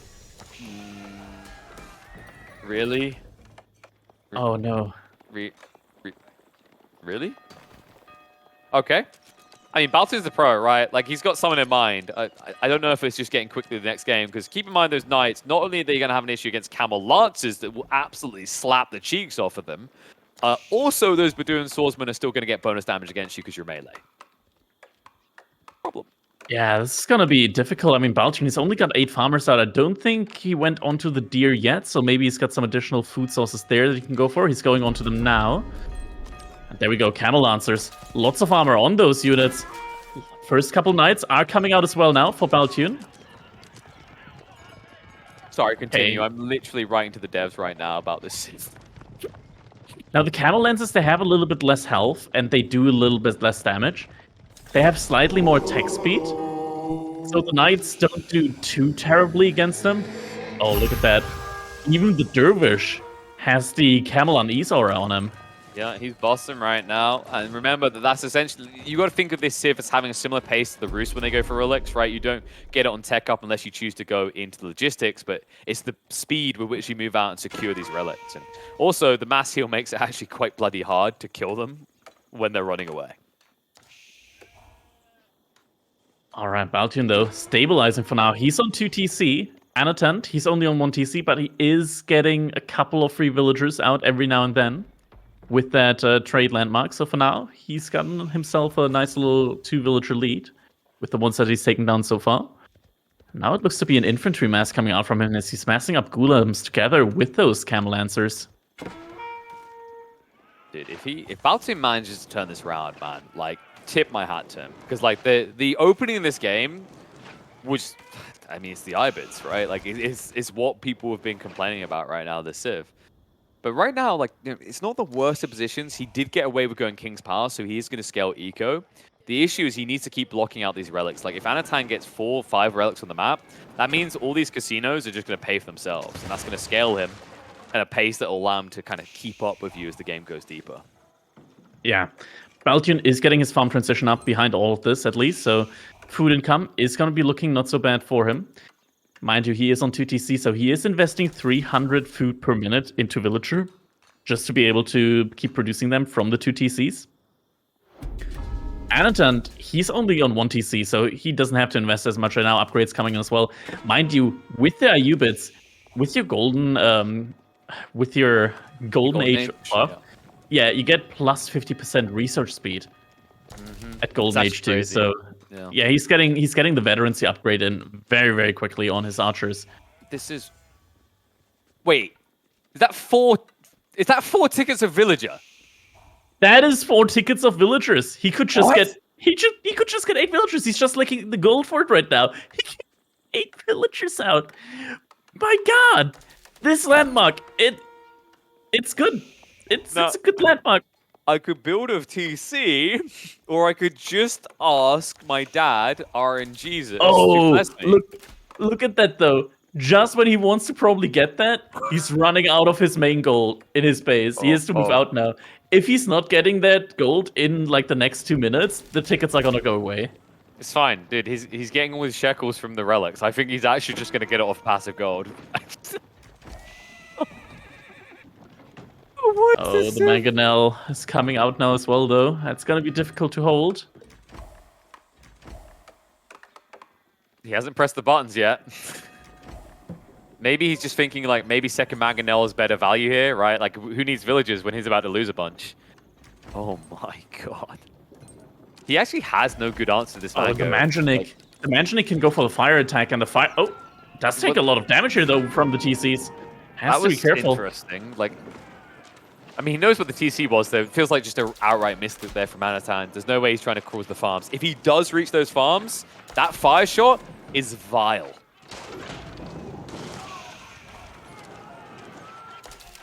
Here we go. Palisade wall is getting torched down. Now the Mandranik, it can switch over to a fire attack. And what the fire attack does is it does a lot more damage against buildings in a further spread out area.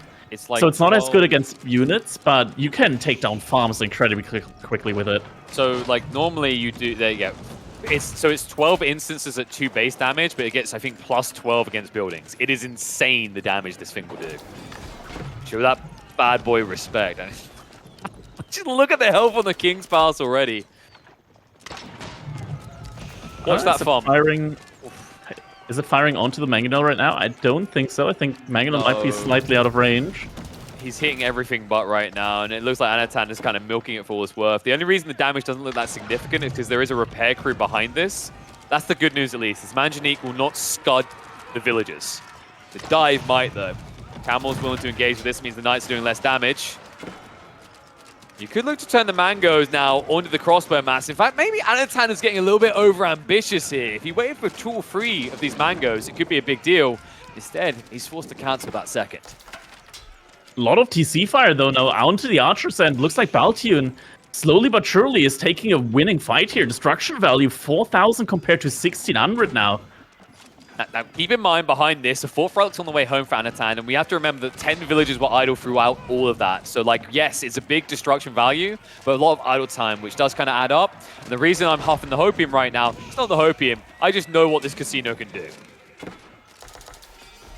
A lot of the Knights, though, go down. There was a good mangonel shot as well. Lots of the range units going down, and with that, it's just going to be a matter of time until Anotand just gets another 2 mangonels out on the front line and pushes in again. So he didn't get the villagers, which is surprising. I think he did. I think he did get the villagers because okay. Look at the villager count right now. I mean, behind that Baltune, he's been on 2 TC for a while. You're right, yeah. So he at least got 2 or 3 of them, if not all 4. This time around, it's like, yeah, who cares? Good value. I guess you could actually, like, the wood is worth it there, right? Oh my god. Oh no, it's gonna be a trade boom now as well. He's like, oh, if you don't want to die now, you can just die in 20 minutes. I really hope Baltune actually scouts this out. The problem is, like, you see his comp. This is a terrible comp for blocking trade on this map, right? You need knights, you need horsemen, something to just go wide. Respect to Baltune's mental at this point in time. Yeah, I would have flipped the table. I don't think my monitor would be alive after this one. Yeah, you need to get sponsored by a monitor provider, actually. Oh, dude, this is just... I wouldn't be surprised if Baltune, like, what he takes away from this series is just always ban iBids until there's a patch, because this is... It sounds like I'm focusing on a lot, but, like, for good reason. This right now is the Civ that most players don't want to contest with. Like, yes, Jushi is annoying, but, like, at least you can kind of see it coming, if you know what I mean. Like, Jushi is like, okay, there's RNG with the Meditation Garden placement, but, like, I can kind of anticipate this issue, and then it has this metric that I'm able to track. Alright, looks so like Baltune, he's massing up units again. Now, Anotand has got a good amount of crossbowmen out. So he does have an answer to these men-at-arms. Baltune also got some crossbows out. The men-at-arms are still going to be a very nice tanky front line. Meanwhile, on the other side, like Anotand, I think you want to try and like stage the aggression right. Oh, God, this wall. He knows. He knows that he has all the map control, and he's using it. Just kind of ensuring that like this issue of like English being unbreachable, not wanting to come out, is going to be used against them. Meanwhile, he milks the map everywhere, right? Gold in the center, trade now being set up. I think he's already gone up to like what, 5, 6 traders maybe. That's going to boom fast behind all this. There we go. Probably next clash about to happen soon. Now this time, Baltune, he's got the aura on his units here with the outpost. Needs another outpost further forward if he wants to take a fight now with it. 30 men-at-arms, 16 archers, and 16 crossbowmen. And at this point in time, the economy actually looks not too bad for him if we don't take a look at the gold. The food income is looking very solid. What's scary is the Mamluk's bravery's there. So you can just see that aura, that glowing aura now coming out. It's really important he gets this on like the crossbows because it's just going to buff up their damage considerably up against the men-at-arms line. So that's something really annoying to kind of adjust. We highlight this as kind of like the type of ability that when you start winning, you win more. And the mass heals, I love to see it. This is something that has not really been utilized by many players so far, but that mass heal, you don't need to be holding a relic to use it. It is a slow tick up of health, but think of it comparatively to the Imam AoE heal of the Ottomans. It can be a difference maker. Yeah, Baltune now though, able to get a good and decent engagement here on the front line, able to take down the archers there as well. He definitely needs access to the gold here somewhere. The outpost as well. It's going to be tough to take all of that infrastructure down now. Anotand also dropping down just a whole bunch of barracks now in the front line. So Golem spam is going to be coming in as well. Yeah, and they're going to be right in the front line, so that kind of defensive advantage starts to kind of shrink away. Now, the interesting part is Baltune sent out a single villager onto that gold. Where are the rest? He's sitting on 333 gold, and that is literally it. So if he has to replace these crossbowmen, he's going to be lagging behind. You can already see that Anotand has the lead in that regard. 5 relics as well as the Sacred Site, likely to capture the others behind this. And that trade count, I mean, what? Got to be 11 by now, right? Yeah, I mean, it's kind of crazy when you think about it that Anotand only added these markets like 2 minutes ago. Before that, he's been on 1 TC all the time. Only 2 villagers went down. Baltune went on 2 TC for like the last 10 minutes. And with the trade landmark, Anotand has more economy units right now. You know what feels appropriate at this point in the game? If I was to click on the trade bazaars, the next one just going to be 4 trader tickets, you know, because like we are transitioning. It only seems reasonable. Okay, we've got like, what is that? 80 seconds until the next trade. Try to keep a clock on that. I'm just looking to get this crippled into the ground. What can I say? It's the power of a caster in this moment. Manjanique coming out again. Yeah, it kind of sucks against small buildings, right? Like, yeah, it has to be a big building to really do any damage. Right now, I think the kinetic shot would actually do more. To me, this unit is the ultimate farm killer. Yeah. To the point that even the English would be tilted by it, and they get a 50% discount. If a Manjanique gets down to the farms and like 1 shot on a mill, probably causes all the farms there to burn. Yep. I mean, I think it takes like 2 shots in total, maybe 3, because of the widespread, but it's like you're hitting everything at once, right? That only used to happen at release state mangonels. You remember where like you take your farm, yeah, you take the mill with 2 mangonels and all of them go down. Yeah, Mongols had field days back in those days. Like, oh, that's what mango paid for. Oh, look, I see more traders. Well, at least it wasn't completely cringe. I think it was villagers as well, actually. Baltune, he's now switching into horsemen, but there's already a front line of golems out now. He doesn't have the gold for any gold units at all right now, and he can't even go to Imperial Age. There are outposts that are securing the other gold on the other side, and he can't really go out there. If his slow army moves all the way out there, then he's just gonna get dove in his base. I mean, I feel like you're just being toyed with, right? Because it's like, this has been a slow breakthrough on the outpost. Anotand, he tried to end this fast. He was like, I tried to get you into the next game, buddy, but if you want to make this a slog, I'll make it worse for you. The reason why Baltune is refusing to wave that white flag when it can look so grim, gotta remember, this would put Anotand on match point, and for Baltune, for both these players, in fact, this is their last opportunity to qualify to a big event in 2023. Both of them want to try and end on a bang, an opportunity to clash with the best in the game. But right now, Anotand is making this look not just brutal, but harsh. story almost. And now walls are getting deleted. Baltune splits his army up in multiple groups, going for the engagement. A lot of horsemen out here. Is it going to be enough? He's got a ton of food per minute behind all of that. All the horsemen, though, are going to be debuffed by the dervish. It's so many horsemen, but it's so many crossbow with the golden aura. It kind of mitigates the fact that you get the bonus damage because they're also buffing themselves up. I feel like this fight, even though he has the counter unit, at best it forces this kind of even Stevens, which is not going to be good enough for Baltune. Yeah, I agree. Now the golems have been mostly dealt with now. There's still a ton of crossbowmen remaining. Crossbowmen from Baltune, though, doing a good job here with the attack speed aura as well. Is it gonna be enough, though? That's a question. More horsemen flooding in. I don't think it's enough to just, like, to push him away, right? You have to now go and do damage. Like, someone we know, but Baltune doesn't. It's the trade behind this. Like, the Baltune right now, it's him just trying to get on those sacred sites before that becomes a strain. But the bigger issue exists that at this pace, Anotand, now setting up more farms, even on the front line, could be ready to tech up in, say, the next 2 minutes, while fielding an army twice the size of Baltune's. Now behind that, Baltune still has a ton of food income. He's fully out on his farms now.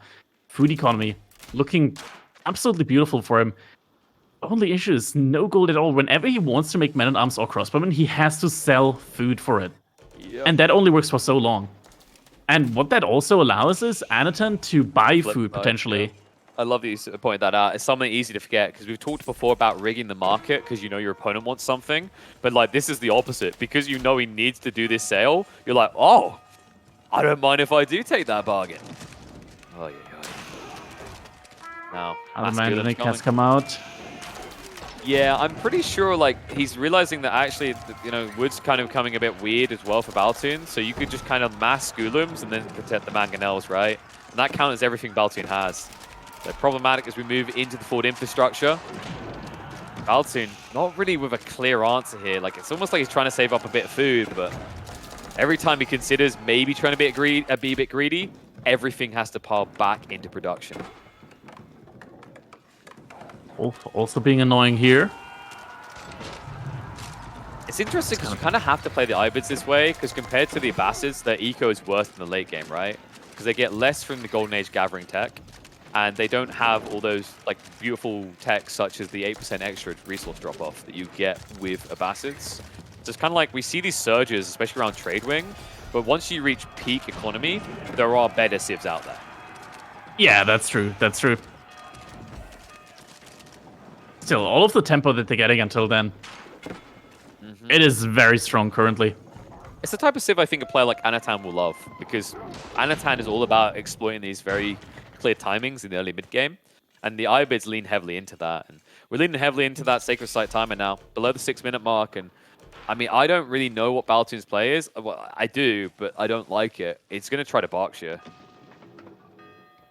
He has the resources for it. Could be going for it. And there we go. Berkshire Palace is going up on the corner of his base. That might actually help buy him a lot of map control as well. Even on, I think so. He's pulling 37 villagers. I would be surprised if he doesn't get that. Okay. Flash is going to come out. Anotand. He should be able to win this fight, right? Like realistically, he should have the bigger army, but maybe the crossbow count a little bit too high. Golems being clashed with by the men-at-arms, has to back up a bit. I don't think he's given enough respect over here. He even needed to dive onto the Berkshire or get the hell out of dodge. All of a sudden, Baltune having the military advantage. Still has to fix that gold issue, but the crazy part to me in this entire game so far, Crackedy, he has all the gold to the north side. He just hasn't been trying to funnel troops out there to secure it. That's the issue with the emplacements and the outposts, the reinforced as well, and you have to invest so much into getting there, and if you go there, then you're leaving your main base open.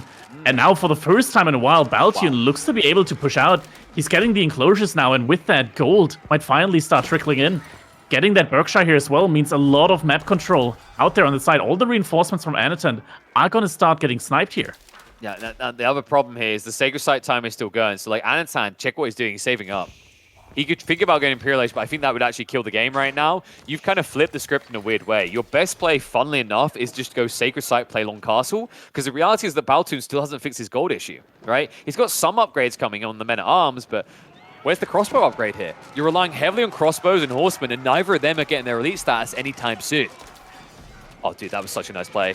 Plays on the stone outcropping to stop the surround of the horsemen here. So he's going to clean them up. Treb's also now moving out to deal with the Berkshire.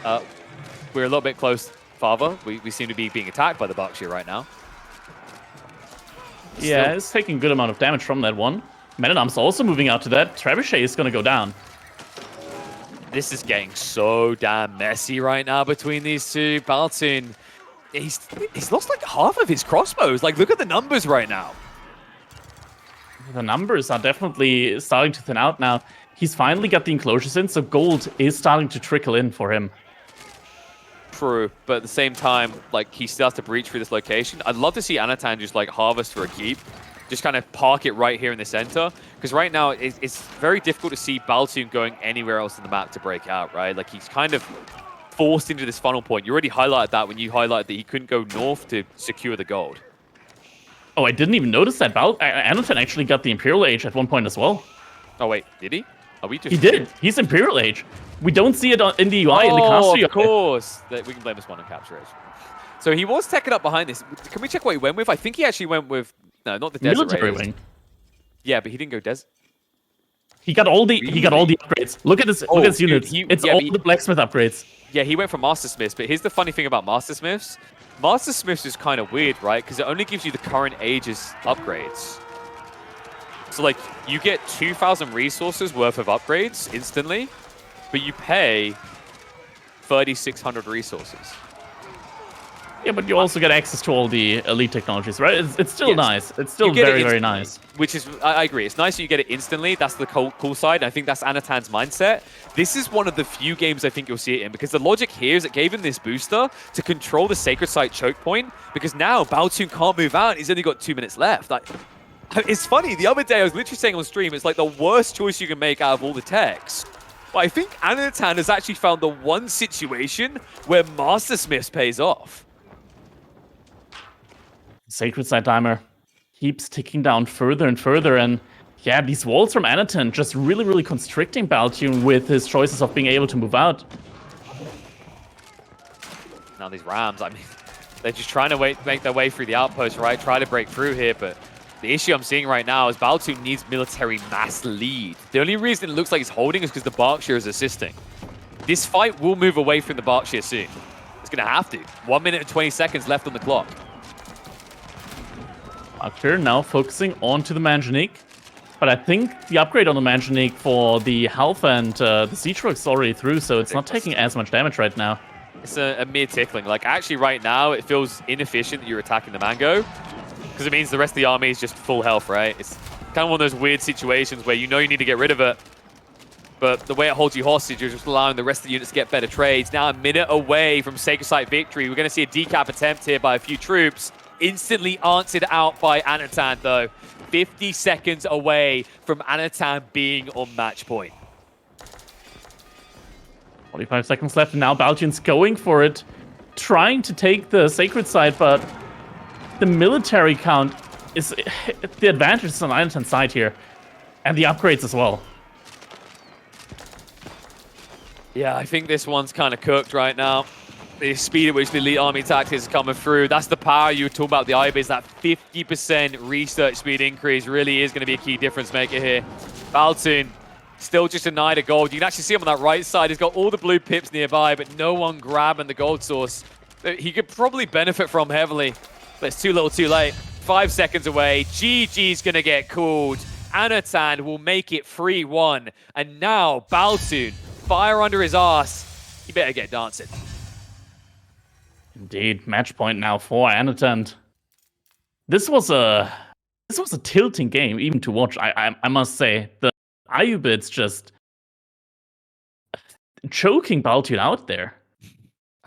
I mean, I had despair the moment I saw the first trade win. It's a tough landmark. I mean, I think the frustration as well is in some ways Baltune just kind of nod his head, realized maybe there's something I could have done different, but at the same time, this Civ is bonkers right now for that exact tech. So I think it's one of those things where you don't want to be arrogant and say, I couldn't have done anything better, but you have to say, in a way, this was sort of out of my hands, and that I shouldn't let this phase me going into the next game. So I hope that Baltune's got the mental fortitude to do that, because this is a best of 7. He is still alive, but it is not looking good. Yeah, And it not may looking have good just gotten indeed. But worse. you think? I mean, this is probably one of the more, even if not potentially favorite matchups for Roos. They're gathering on water. It's pretty insane, pretty nutty, and Yeah, I think this might be actually one where the feudal age timing might be a little bit better for Japanese, but overall the economy should be better for the Japanese. Now, for the Roos, I think it might be a case of just me huffing in the copium right now, but yeah, this is. I think Roos can do it. I mean, Japan is insane on hybrid maps, but so is Roos. So here's my issue with this map, is like, if Anotand optimizes Feudal Age, he blocks out 1 your docks, right? And that's a very big kick to the nuts on a map like this for the Roos. And the part that kind of makes it dirty is on a delay, you can still play into like 2 dock optimals Japanese. So I think it depends. If Anotand plays a bit too greedy, or maybe even decides he wants to drop docks of his own on his enemy's lakes, we have a real game. If this turns into like some fast Shinobi drop onto the docks, and like you're slow to get your reaction out on land, we could have a very quick stomp on our hands. But I think Baltune has to understand that that's like a possibility. So step 1 would be to make sure you drop the docks in the most defensive position, right up against the edge of the map, to ensure that any Shinobi coming in have to move past your base so you can snipe them, right? So fingers crossed, he's kind of thought about that and he optimizes positioning. I feel like most players still, like, you can speak to this, I'm sure, like, quite a bit, is like instinctually, I feel like a lot of players try to drop their dock more central so they have better vision, right? Yeah, dropping it central, providing you with that vision, and just knowing where your opponent is going to be dropping or trying to drop their docks. But at the same time, with Roos, you don't need to go for that because your fishing ships never need to return to the dock. You can just put them on a deep sea fish there where you will already have the vision for that. Yeah, I think it's more the case of like, it gives you more reaction. So like, if you see someone drops a dock, like you can just get an archer ship out straight away, sort of thing. But we'll have to see. I mean, I'm hoping we're going to get a competitive one here. That last game was disgusting. You know what else is filthy? These two civs with so many lakes to fish in. It's time for a Roos versus Japanese matchup. Baltune will be taking to the Roos. Anotand is looking to claim a new civ as king on 4 lakes. Let's get to it. Dude, let's get into it. Over here on 4 lakes, looking at the color red, playing the Japanese. We've got 3D Anotand on the opposite side, playing as the color blue as the Roos. We got Baltune. Now, in typical fashion, on 4 lakes, we do see both of these players going out for these ponds, dropping their docks each. And we can see that Baltune, he's not dropping it really in the middle. Doesn't need to with the Roos, can just drop it wherever he wants. Anotand, more towards the middle, but overall, very good dock spawns here for both of these players. Gonna be nice and close to the initial deep sea fish. Not that it's important for the Roos, but every little bit helps. Yeah, let's talk up a little bit about like the balance of, like, you were saying you think that this is one of the better matchups of Roos, and I do agree in some areas. Like, so my issue right now is like a lot of people are trying to dissect Japanese and then solve it with cavalry, but I think the only civs that can solve it with cavalry are heavy knight civs, right? Like, I've been trying to like explain this constantly. People are like, you know, if you actually see someone building horsemen, you build Bugusha. Have you tried this yet? Like, it's actually really, it's a weird thing because you hear me say that, you're like, but spear. But like, Onabugisha can actually beat horsemen at the same price, but they can chase them, and then they can also raid eco, right? So it's like actually a very filthy unit. The reason I'm mentioning it is like on a water hybrid map like this, we always see the Shinobi, but Bugisha as a follow-up is vile for like stretching you thin. But the cool thing about Roos being picked here by Baltune is it means it's one option that Anotand can't really consider in the early phase. Yeah, that's Samurai true. still a problem though. Then again, like Baltune, he's playing as the Roos, right? So Roos, they get a phenomenal amount of wood income throughout all stages of the game. So it's not necessarily a bad thing for them to go into archers. It's not like they're really lacking any upgrades for the archers. In fact, with the warrior monks, they can buff them up further if it gets to that point in time. Definitely going to be a potential option here for him, for our Roos player. to go into archers, and it makes a lot of sense. You want to go for a like mixture ranged and melee kind of composition against the Japanese, which tend to just go for this purely infantry kind of mass of units. Yeah, the interesting thing is like people have been arguing about Samurai OP.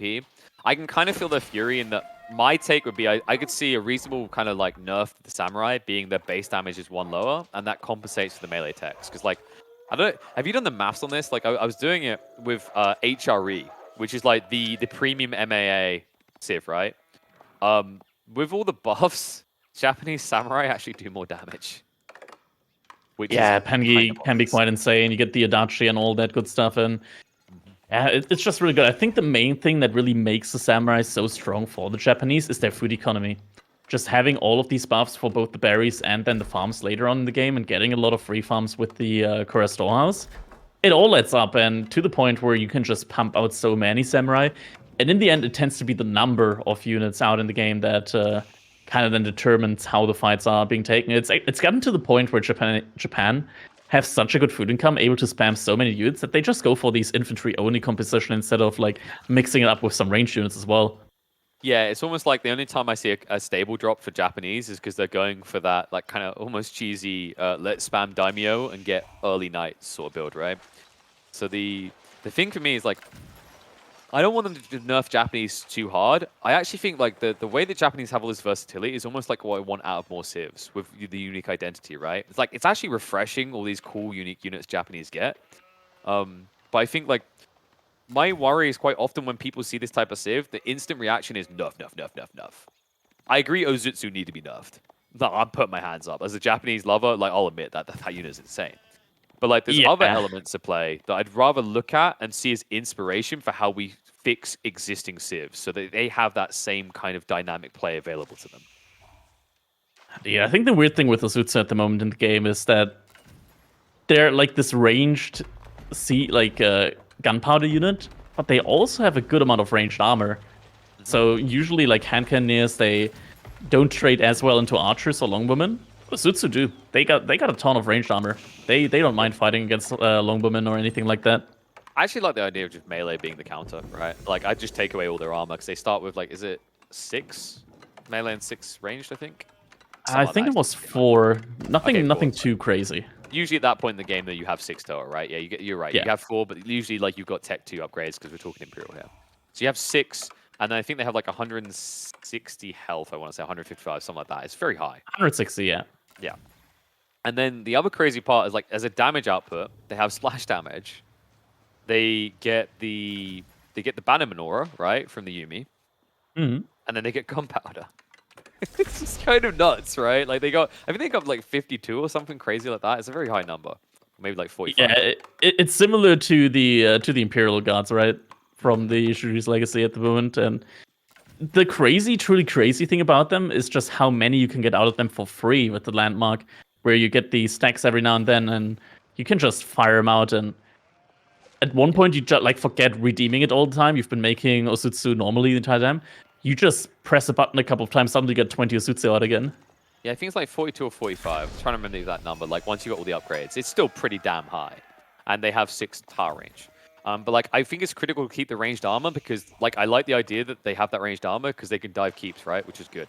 It's like they're siege unit; they should be able to do that. So like melee seems to be the smart way to balance that. But you know, we've had our philosophical discussion. Maybe we'll see that late game, but we need to focus on the early game because we have reached our tech ups. Fishing has been underway, and I believe we are seeing a sneak of a dock by Anotand to the south side, and we've got Shinobi on the way to the party. Yeah, there's a ship though, right there. Lodya Galley is trying to transform right now. Is the dock going to be going up in time? It seems like it might be going up. It's going to be very close. Yeah, it's going to be very, very close here. Ultra at least goes down, and it might actually be denied. It's denied. He's actually dead, dude. I can't believe like that is the worst thing. So Anotand, the problem there is like when you play that close to an archer ship, they can't miss. Like it's literally even a stormtrooper can miss, right? Imagine if he built that on the far side. I think he would have required like an extra shot or 2. Maybe he could have even started step to dodge, and we would have had an awkward situation on the South Lake. But it can still be awkward, right? These guys are eventually going to burn their way through that dock. Does stop you from getting extra fishing out. Sure, you don't need the drop-off location, but it stops you from reaching critical mass. Anotand is sending 2 more villagers out now in order to get that dog up. Baltune realized he wants to wall it in. Shinobi, though, is going to be running around. That's going to be very tough here to deny for Baltune. Yeah, this is almost comical, like the way that they're kind of playing around each other. Shin in. Oh, you can't lose that. Oh, dude, that dodge, he needs to save it. Does get out of range. Now, that's important because he's going to have the sabotage again. So that guy is just basically a cheeky little griefer now. The problem is the other Shinobi, rather, is on the opposite side of this lake. So, walls. Wait. Oh, there's 1 tile remaining. Wait. 1 tile on the wall remaining. Does he get it? He's getting it. No. Oh, he didn't click it. He didn't click it. No, I mean, the villagers are trapped, but... Yeah, they're screwed, but he still gets the dock up, and this is now a problem for Baltune, because he has no easy way of getting rid of this dock. And immediately, we see Anotand queuing up the archer ship. Yeah, at the same time, Baltune also converting one of his ships now. He can't really make any ships out of his normal dock, just because that one is going to be disabled 24/7, sabotaged. And Abbey of the Eternity behind all of that coming out now for Baltune. So he's looking to go on a relic trip here. Yeah, which is very nice. Yeah, right. This is very nice, though, considering that Anotand is likely going to be going up with a floating gate. So he's also going to try and look for relics.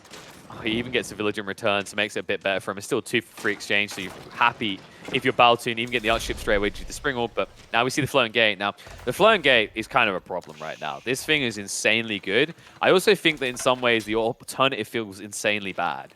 For those that have never seen it, it gives you access to, it's not Shaolin Temple, that's the Chinese. I forget the Confucian Temple or something like that. Buddhist Temple. Sorry, Buddhist Temple, that's right. So the Buddhist Temple, you get these unique monks that allow you to reduce the damage of enemy units by 50%. It's basically a reverse prelate. Problem of that is it's like so situational that you need to be playing against Order of the Dragon, and right now if you're playing Japanese against Order of the Dragon, you win anyway. So it's kind of better to just get the infinite eco. Exactly. Looks like there's an emplacement also coming out right now for Anotand on one of his docks there that he placed on the bottom side. Dock is going to be going down for him. And the emplacement's a smart play here, actually. Like, he might just have enough health to get away with this. I'd love to see him just get a demo out, because I think otherwise your dock's going to get set on fire. And if it doesn't get set on fire, you can eventually clean up this lake, right? And then you're playing 2 Japanese lakes versus 1 roost, which is really good for you. Yeah, this Baltune just choose to repair here. Got both players up in the castle age. I almost feel like Anotand should have seen that coming, right? That like that heal would occur. So like not going for demo was really greedy, but spamming.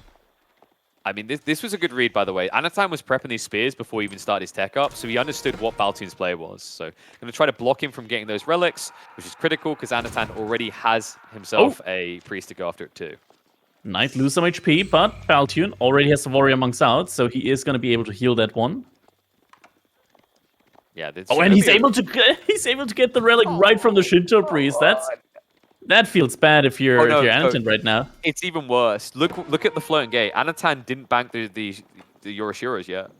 Oh no! If that priest goes down, they're not going to go anywhere until he remakes his temple. Then. Well, the problem here is, like, and this is something that's going to take time, but if you want to be optimal with the floating gate, the best play you can do is you kind of template your base, and that you place the 2 buildings that you want to drop the Yoroshiras into, or likely to, in front of the floating gate placement. So when it spawns, you pick up, drop, it takes 4 or 5 seconds, and then you run for relics. I think actually a cool play here for Anotand with all this food, probably should have dropped one of those Yoroshiras in the racks, because you would be surging into Samurai Mass at a pace that Baltune wouldn't be able to keep up with.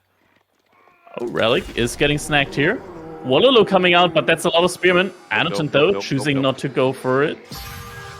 Probably a good idea there, but he can clean him up afterwards. Drop the relic. Drop the relic.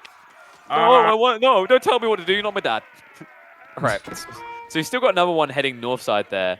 Looking at the relic spread right now, it's really rough for Anotand. Of course, the Yoroshiras can make up for it, but it's still an upside for Baltune in this game. Critical considering he's going into Mass Knights. Yeah, Baltune's also going to get a good amount of warrior monks out now at half price, and what that means, rather what that does for him, is that he can also buff them up with some unique upgrades and get a ton of bonuses on his units. So similar to how Anotand is able to buff his units up with Bannerman, Baltune's going to be able to buff up his units' damage as well as their armor with the warrior monks. Yeah, I like that you highlight that, because I feel like we don't see it being impactful that much these days, right? Like, I still remember the old days of the horse archers, and Dude, Lucifron was a god for that. He was always a step ahead of everyone when it came to Abbey of Trinity usage. So curious to see what Baltune's going to have in mind with that, especially when you need it to kind of tick the box of matching the aura. But you already see what's happening here. It's scary. We talked about Samurai 10 minutes ago. It's almost like we knew it was going to happen at some point. He's going for the Zerg strat. Well, I say Zerg. The way I describe Samurai right now, with the way that the Japanese economies won't work on this map, it's almost like the Protoss Zerg variant for any StarCrafters. That's a broken unit. And this is going to break some face. And Geishas out as well. Spearmen have been pretty much cleaned up, so now the Knights can, in theory, engage. Boy's Fortitude is on its way as well. Behind all of that. Too early. This feels like a little bit early, right? Like, even if he wins the exchange, it's the damage There's exchange. no Bannerman. Yeah, but there's no Bannerman, and sure. Look at that. There was not a single melee damage upgrade on all of these units for Anotand as well. What? Wait, okay. So one thing to keep in mind, good thing you caught that, because the UI doesn't show it right now, so we only got the level 1 just now. Daimyo's coming in. Like, you're hemorrhaging a lot of troops, right? But I have to wonder, who benefits more from this static fight in the center if it doesn't move from here? All right, doesn't matter. We're going to get our answer. It's moving. I can't believe he didn't have the melee 1. The melee 1 is just like a kind of just no-brainer, right? 75 stone and 25 gold. No, 75 gold and 25 stone, I think it was. I mean, with these armored units, having the armor, it's so important. And now all that's remaining here is a ton of spearmen. But Baltune has 20 archers now. He doesn't have a Dutch either. Oh my god. There were 3 Yoroshiros in front of the landmark that have not been used all this time. The first one only just now got picked up. Kind sir, can you please just pick... You might as well have literally just got the Buddhists at this point. Oh my god. Yeah, this is a bit rough. I hope he fixes this fast, because like the difference there could have been extra gold, right? It could have like matters long term. It could have been increased production speed to Surge. Like it could have been actually in the TCs, right? Which would have increased his production speed to, weirdly enough, 16 seconds instead of 20. So now the Bannerman is out now. So all the units are getting an additional upgrade. Odachi also coming in for Samurai. Now, Odachi doesn't give you any bonus damage against the Knights, though. No, but if you ever kind of like find that soft spot, these archers get rinsed. It's insane how powerful that tech can be. Only 350 resources as well, so an absolute bargain. This one relic just taunting Baltune is like, I just want... No, you can't have it. In fact, why is that not being... Oh my god, wait. Please tell me he's not running with the Yoroshiro to pick up the relic. Okay, he's not. Yeah, he's going for running the onto the forge. Right? Yeah, so he's going to get the plus 75 gold, which is really efficient for the Samurai, right? 30 gold per, scales really quickly. Melee tech upgrade 2 is coming in. You're also going to see him going into the melee defense to make sure he lasts long against the Knights. And this is where the fights surprisingly get very scary. Saint's Blessing isn't even going to pop as he gets evaporated there. Finally, the second wave comes in. He's going to stand his ground this choke point. Not many spears in the mix here. It's mainly just mass Samurai, but you got to remember this is archers on the other side, so not the quickest snipers against this. However, the raw mass of Baltune tells no lies, 15 to 49, and this is starting to swing heavily in favor of the Rus. Yeah, and behind all of that, Sacred Size have been captured, and Baltune's able to hold these. Wow. And GG Jets called. Baltune able to potentially open himself up for a comeback here. Takes another game off of Anotand. Now we're going to be going over to a 3-2. Not looking as gloomy anymore for him. Impressive showing there out of Baltune. There were moments where you kind of felt like there was maybe some doubt there. Like, right, like if we look back at that game, maybe the melee techs are there, maybe that initial fight looks better. But, I mean, dude, that partially on Anotand's mistakes, but also nothing to be taken away from Baltune. He won the race up to Castle Age. He won the race into the relics. And although his comp looks a bit dodgy because you're massing archers, he clearly had the right strategy in mind. Like, the interesting part is there's been a lot of discussion on how to deal with Samurai and Feudal. And like part of the solution is you have to tickle them down with archers and kite. So he's kind of doing the same thing, but with the tech lead he had and the damage difference in those fights. It wasn't just about getting rid of the shield so the Knights can plow on. It was just about being the backbone to make sure you win those fights. And all of a sudden, this series looks a bit more competitive, which is good to see considering how disgusting that IOBID game was. Exactly. Baltune exacting some revenge now against Anotand, and yeah. It's still match point, though, at the end of the day, or Anotand. Baltune, he's going to have to win a couple of games now to come back into it. And look at that. Anotand He looks at Baltune and says, yeah, that Rus, that was a good civilization. Let me try them out. We're going to be looking at a Rus versus a HRE matchup now. Dude, we're moving fast. We're already ready to go. Let's hop into game. This is one of my favorite maps. This is actually my favorite map of the expansion. It's going to be on Cliffside. This is an interesting map, actually, because like Cliffside seems super turtle, it seems super defensive, but actually, if anything, I feel like it pushes people into fighting sooner rather than later. So here we go, folks. Game number 6, Baltune versus Anotand, HRE versus Rus. Cliffside, it is such a great map for the Rus because you spawn with 2 sheep immediately on top of the sheep that you already got, the 3 starting sheep. So usually we see Rus sometimes struggling to micro their scouts to also bring back the sheep to their base. You don't really have to worry about that too much since you're getting an additional 500 food pretty much. Mm-hmm. I think the interesting thing I've noticed about Cliffside is like when you look at this map, first of all, it looks like it's turtly as all hell, right? But then you realize it's actually these small cliffs, they force weird dynamics in the fights, right? So like I've seen examples where archers just like that little anemic cliff near the northern sacred site, they just use that to kind of like skirt a horseman raid, right? All of a sudden you're kind of encouraged to play with your armies onto these choke points. And if we're being totally real, there's no world, I don't care what civ you're playing, you're not going to wall all those gaps, right? So you have to kind of be more present. And sometimes you do lock out with the wood lines a bit, but the other thing I really like about Cliffside is you only get one fat wood line, whereas like Dry Arabia sometimes gives you a very easily defendable location with the double wood stack, right? Indeed. So far, looking at this, I mean, Baltune only going for that single scout right now, Anotand on triple scout. Bounty is going to be looking good for him, especially on a map like this that has plenty to offer when it comes to Bounty. Oh, yeah. Oh, dude, he's still got the back, dude. This is disgusting. And yeah, it's like we're highlighting, like, you know, you can't match this to HRE. I think the only way you'd ever think about matching this by going second scouts to HRE is like, A, there's a lot of sheep on the map, or B, you're going to go double TC. Yeah, this is going to be very difficult now. I mean, Baltune, he has the option of going for fast castle age with the HRE, but I'm not even sure if he's got a ton of sheep now collected, because triple scout means that most of the sheep on this map are going to be going over to Anotand. There are a good bunch of sheep on this map. Yeah, it's also like the relic location to a certain extent can kind of feel weird, because it's almost like you're playing... The way you'd have to run out to these relics, I guess the best way to compare it is almost like playing Dota with lanes, right? But the problem with that in this situation is, you know, your opponent can react to at least one of those lanes, so you're kind of flipping a coin that your prelates don't get sniped in a way that feels more awkward than most of the maps we've seen, I'd say. Just because it's kind of like out and then back in. But it looks like it's going to be that double TC play, so I wonder if he actually could have just went for the extra scout and if it would have been worth it. Because if we were to check Anotand's gold right now, I mean, like, wheelbarrow on the way, got the Kremlin. This has to be like, what, 230? 240? Okay, it's going to be 230 or 240 after. It actually might be like a 265 on the opener. Wolves is... Dude, why do you keep doing this to me, Anotand? I'm like, I give you a number, you find more crap. Oh, yeah, more crap. More wolves. Oh, and Baltune not getting those sheep. I don't think Baltune has a lot. I don't think Baltune has a lot of sheep at all right now. Dude, I think he's struggling. I think he's walking back with the sheep, right? Yeah, he's not even contesting the wolf. Look at the bounty, right? Like, switch quickly, because we're at the start of the game. We know it's not going to, like, be a GG. Sorry, we have to do that, because capture age don't want to work on our game. 335! Oh, it's Baltune. Okay, Baltune at least managed to snipe out the wolf there. Go flap, folks, go flap.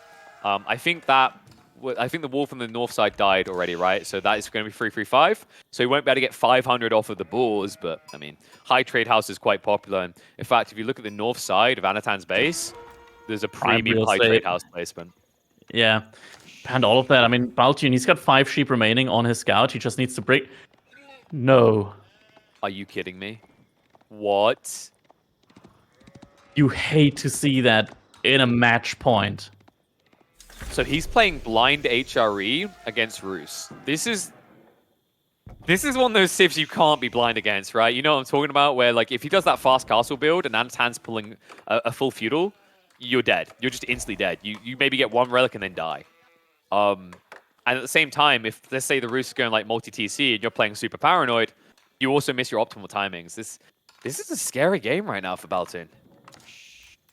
Yeah, Baltune, he's going for a second TC now behind all of that, and look at that. Anotand immediately playing the map control game now, probably just looking for... It's not even going to be second TC from Anotand. He's just going to go for straight up fast castle and try to take sacred sites. I like this. So the scout isn't going to like find the right location in the end. It's going to be the north side. But like you restricted. I think the goal right here for Anotand was to make sure this wasn't like a deer or a boar play.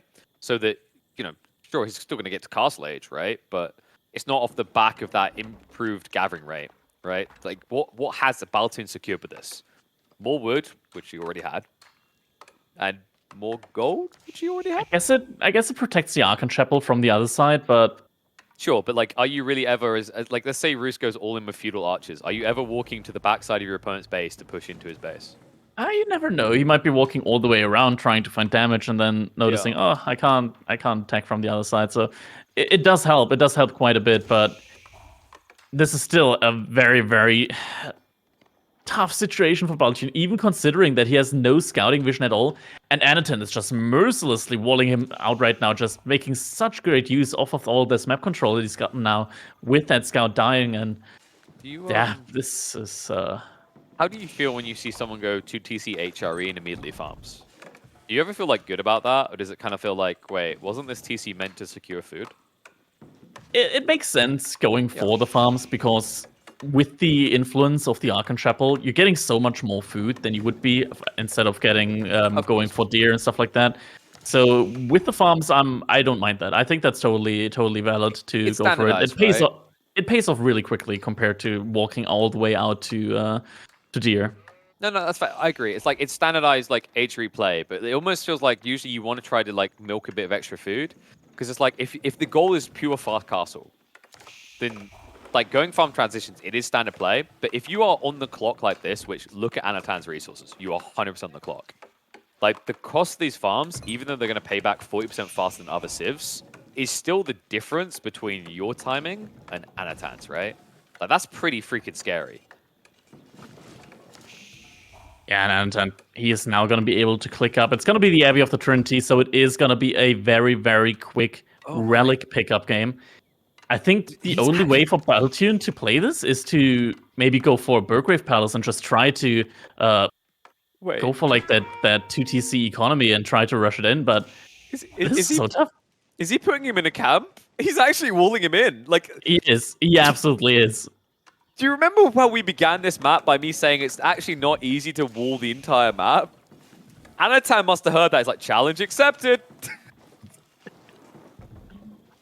Oh, dude, man. If he walls all the way around to that other relic, I'm going to lose it, man. Like, he's actually heading there right now. This is going to be like a one relic game if you're... Actually, no. This might be a zero relic game. It is going to be a zero relics game, and I mean, at least I'm going to say the positive thing here about this right now is that Anotand is getting to Castle Age. Maybe, but the main thing is that Anotand is getting to Castle Age so quickly that Baltune at least is going to see that all of the relics are going to make the choice a little bit easier of not going for Regnets. So hear me out. He will build Regnets. Like, he has no scout. He will build Regnets. He will see the walls. Imagine Anotand making 5 warrior monks and just waiting for Baltune to place the Regnets, and then as soon as he sees the Regnets dropping, that's when he's gonna start picking up all the relics, so Baltune doesn't know.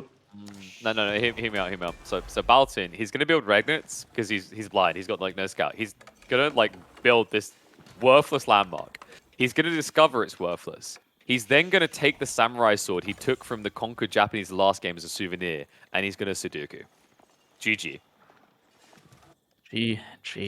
What is your play? Even if you want to play the game, right? Like, it sounds like I'm being super negative, but like, we can actually like dissect how he gets back into it. Because like, if he's gonna build Regnets, he gets nothing, right? And Anotand is already Castle Age for several minutes.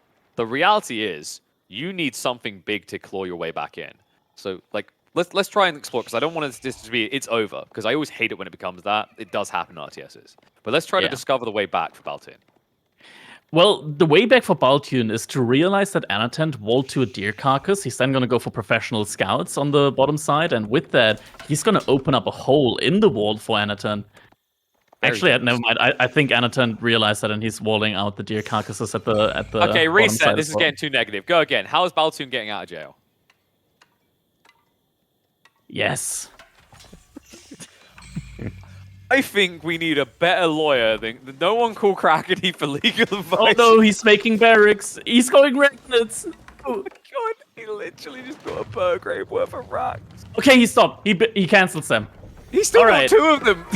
It's Burgrave with double racks. Okay. Not over yet. This is hard, though. This is hardcore in the worst way possible. We'll have to see. Baltune, this is his one window of opportunity. Now, he has got a decent amount of farms already, right? So it's like he's not going to just run out of food straight away. But this is a very tight window for him. Relic's already on the way home. I mean, literally, Anotand took the furthest one away first. So this is going to be 5 Relics for Anotand probably in the next 2.5 minutes. He's still going to only be playing 1 TC, though. The issue, however, is if Baltune opens Men-at-Arms instead of Spears, he's going to start getting dove by Knights. Anotand potentially giving Baltune a timing here. He just went for his own second TC. Oh, man. I'm kind of not surprised. Those are 4 or 5 Palisade Walls, and it is Men-at-Arms. Okay. How do you feel about the Men-at-Arms instead of spamming Spears here? It's very tempting to just spam out Men-at-Arms, and he does get the bonus movement speed on them. With that, he can take down the crossbowman from Anotand. And right now, we're in a little bit of a transition period. Also, Anotand, he didn't build that TC on a food source. So right now, food is going to be a little bit dicey for Anotand. Yeah. With all of those things taken into consideration, I think that the mass Men-at-Arm play can work out here. So okay, now I'm going to play devil's advocate. My issue with Men-at-Arms here is if your opponent keeps scaling Knights, like, it's very hard to defend, right? Because you can't just brace and block, and he can kind of run past you. So if he gets, like, 20 Men-at-Arms plus, solid. Thumbs up, I'm there with you. But, like, Anotand is in this weird limbo, right? Like, you just highlight he went for the gold, which is weird because he just got all the gold from the relics. He's literally about to bank the last 2. And on top of that, it's kind of lacking in the meat department, right? Like, I guess he didn't want to run too far to place the TC, but maybe he could have just placed it on the deer near the sacred site, and then you can build that into like forward production, hold at the wall. All of a sudden, the game's scary for Baltune. But, I mean, Baltune's been given a lifeline here. I kind of want to see him actually punish Anotand for this. Yeah, and Baltune also getting some of the horsemen out.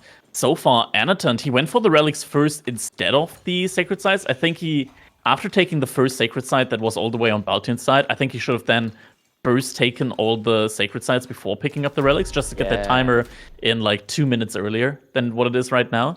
Maybe it would have even been like 3 minutes earlier. I love that you highlight that, actually, because like I think it's important you get the relic next to Baltune's base, but taking the sacred sites afterwards generates you better gold anyway, right? Because you're instantly taking that gold in, while relic, you have to go grab it and then run it back to a garrison. So that's a really good idea. Not only is it adding the pressure, but it's also just more eco-efficient. Now, going for the boar as well. So far, he has got 8 crossbowmen. He's getting more. He's got another 4 knights out as well. Military is looking good for Baltune. Questions though is like, are the horsemen gonna be enough there to take down all of the crossbows? They might be, but now Baltune also has to move out a little bit further onto his little internment camp that he's got going on here right now, because the gold mine next to his TC has run out. Yeah, I'm glad that's how we've settled on this. This truly is... You are in prison right now. Thinking about the gold as well, like the design of this map, it puts a lot of gold on that thin cliff line. You can see it, right? Like the way it's scattered. Yeah. That's a problem. Baltune's playing HRE. He's scaling Men-at-Arms. He has this gold vein, and I think, has he now tapped dry the one at home? Baltune just reeled the horseman play. Yeah, it's gone. So he has 4k gold to get out.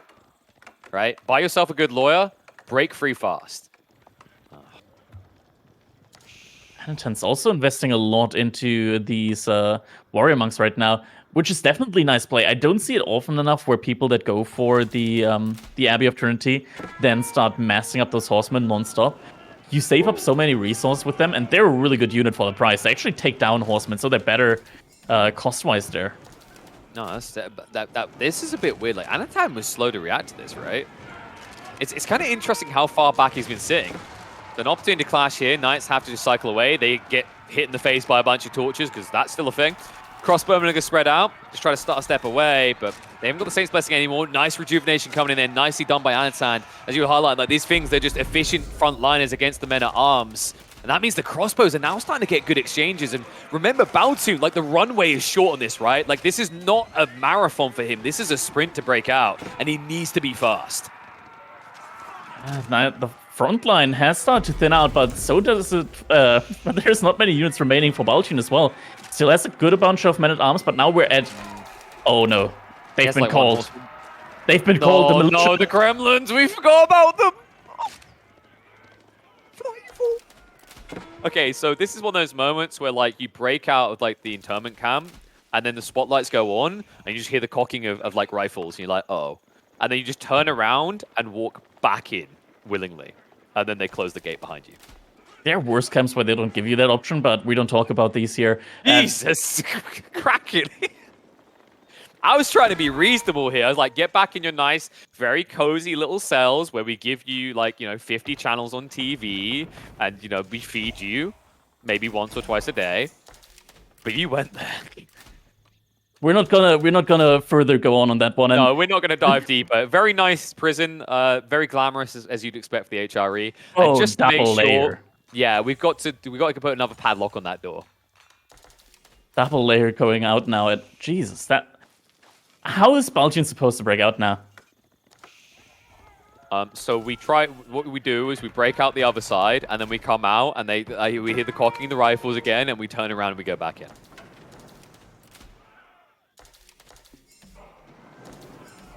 Another layer coming out there as well. It's only mass melee right now for Baltune. I think he's gotten at least one Landsknecht in. I think what he really needs to break out right now is mangonels, because Anotand, he's went into like a purely crossbowman-based type of composition. No. Okay, I'm having a heart attack because like if he steps up, he loses like 3 or 4 units, and it sounds like it's not a lot. But look at their military right now. Like this is a weird teeter-tottering. No. That's not the way. That's not the way. Oh no. He's trying to burn the other side again. Baltune is like Mario right now. Sorry, Mario. Ooh. Princess is in another castle. Okay. On we go.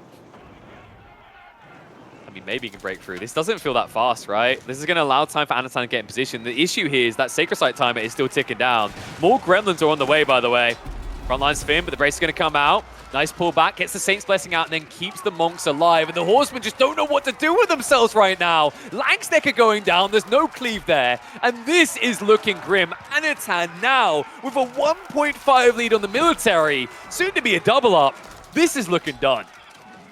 Yeah, it's just too many crossbows. And the Saint's Blessing aura. The unique upgrades truly make a big difference here. It means that these crossbowmen, they evaporate the Horsemen pretty much instantly with all the bonus damage coming out. +4 damage here. And all of a sudden, I'm hearing the cocking of a shotgun, and we turn around and go back into the prison and die. GG comes out. What a way to close out this series. Ladies and gents, Anotand will be joining us for the EGC finals. Commiserations to Baltune, but what a series out of 3D Clans Anotand.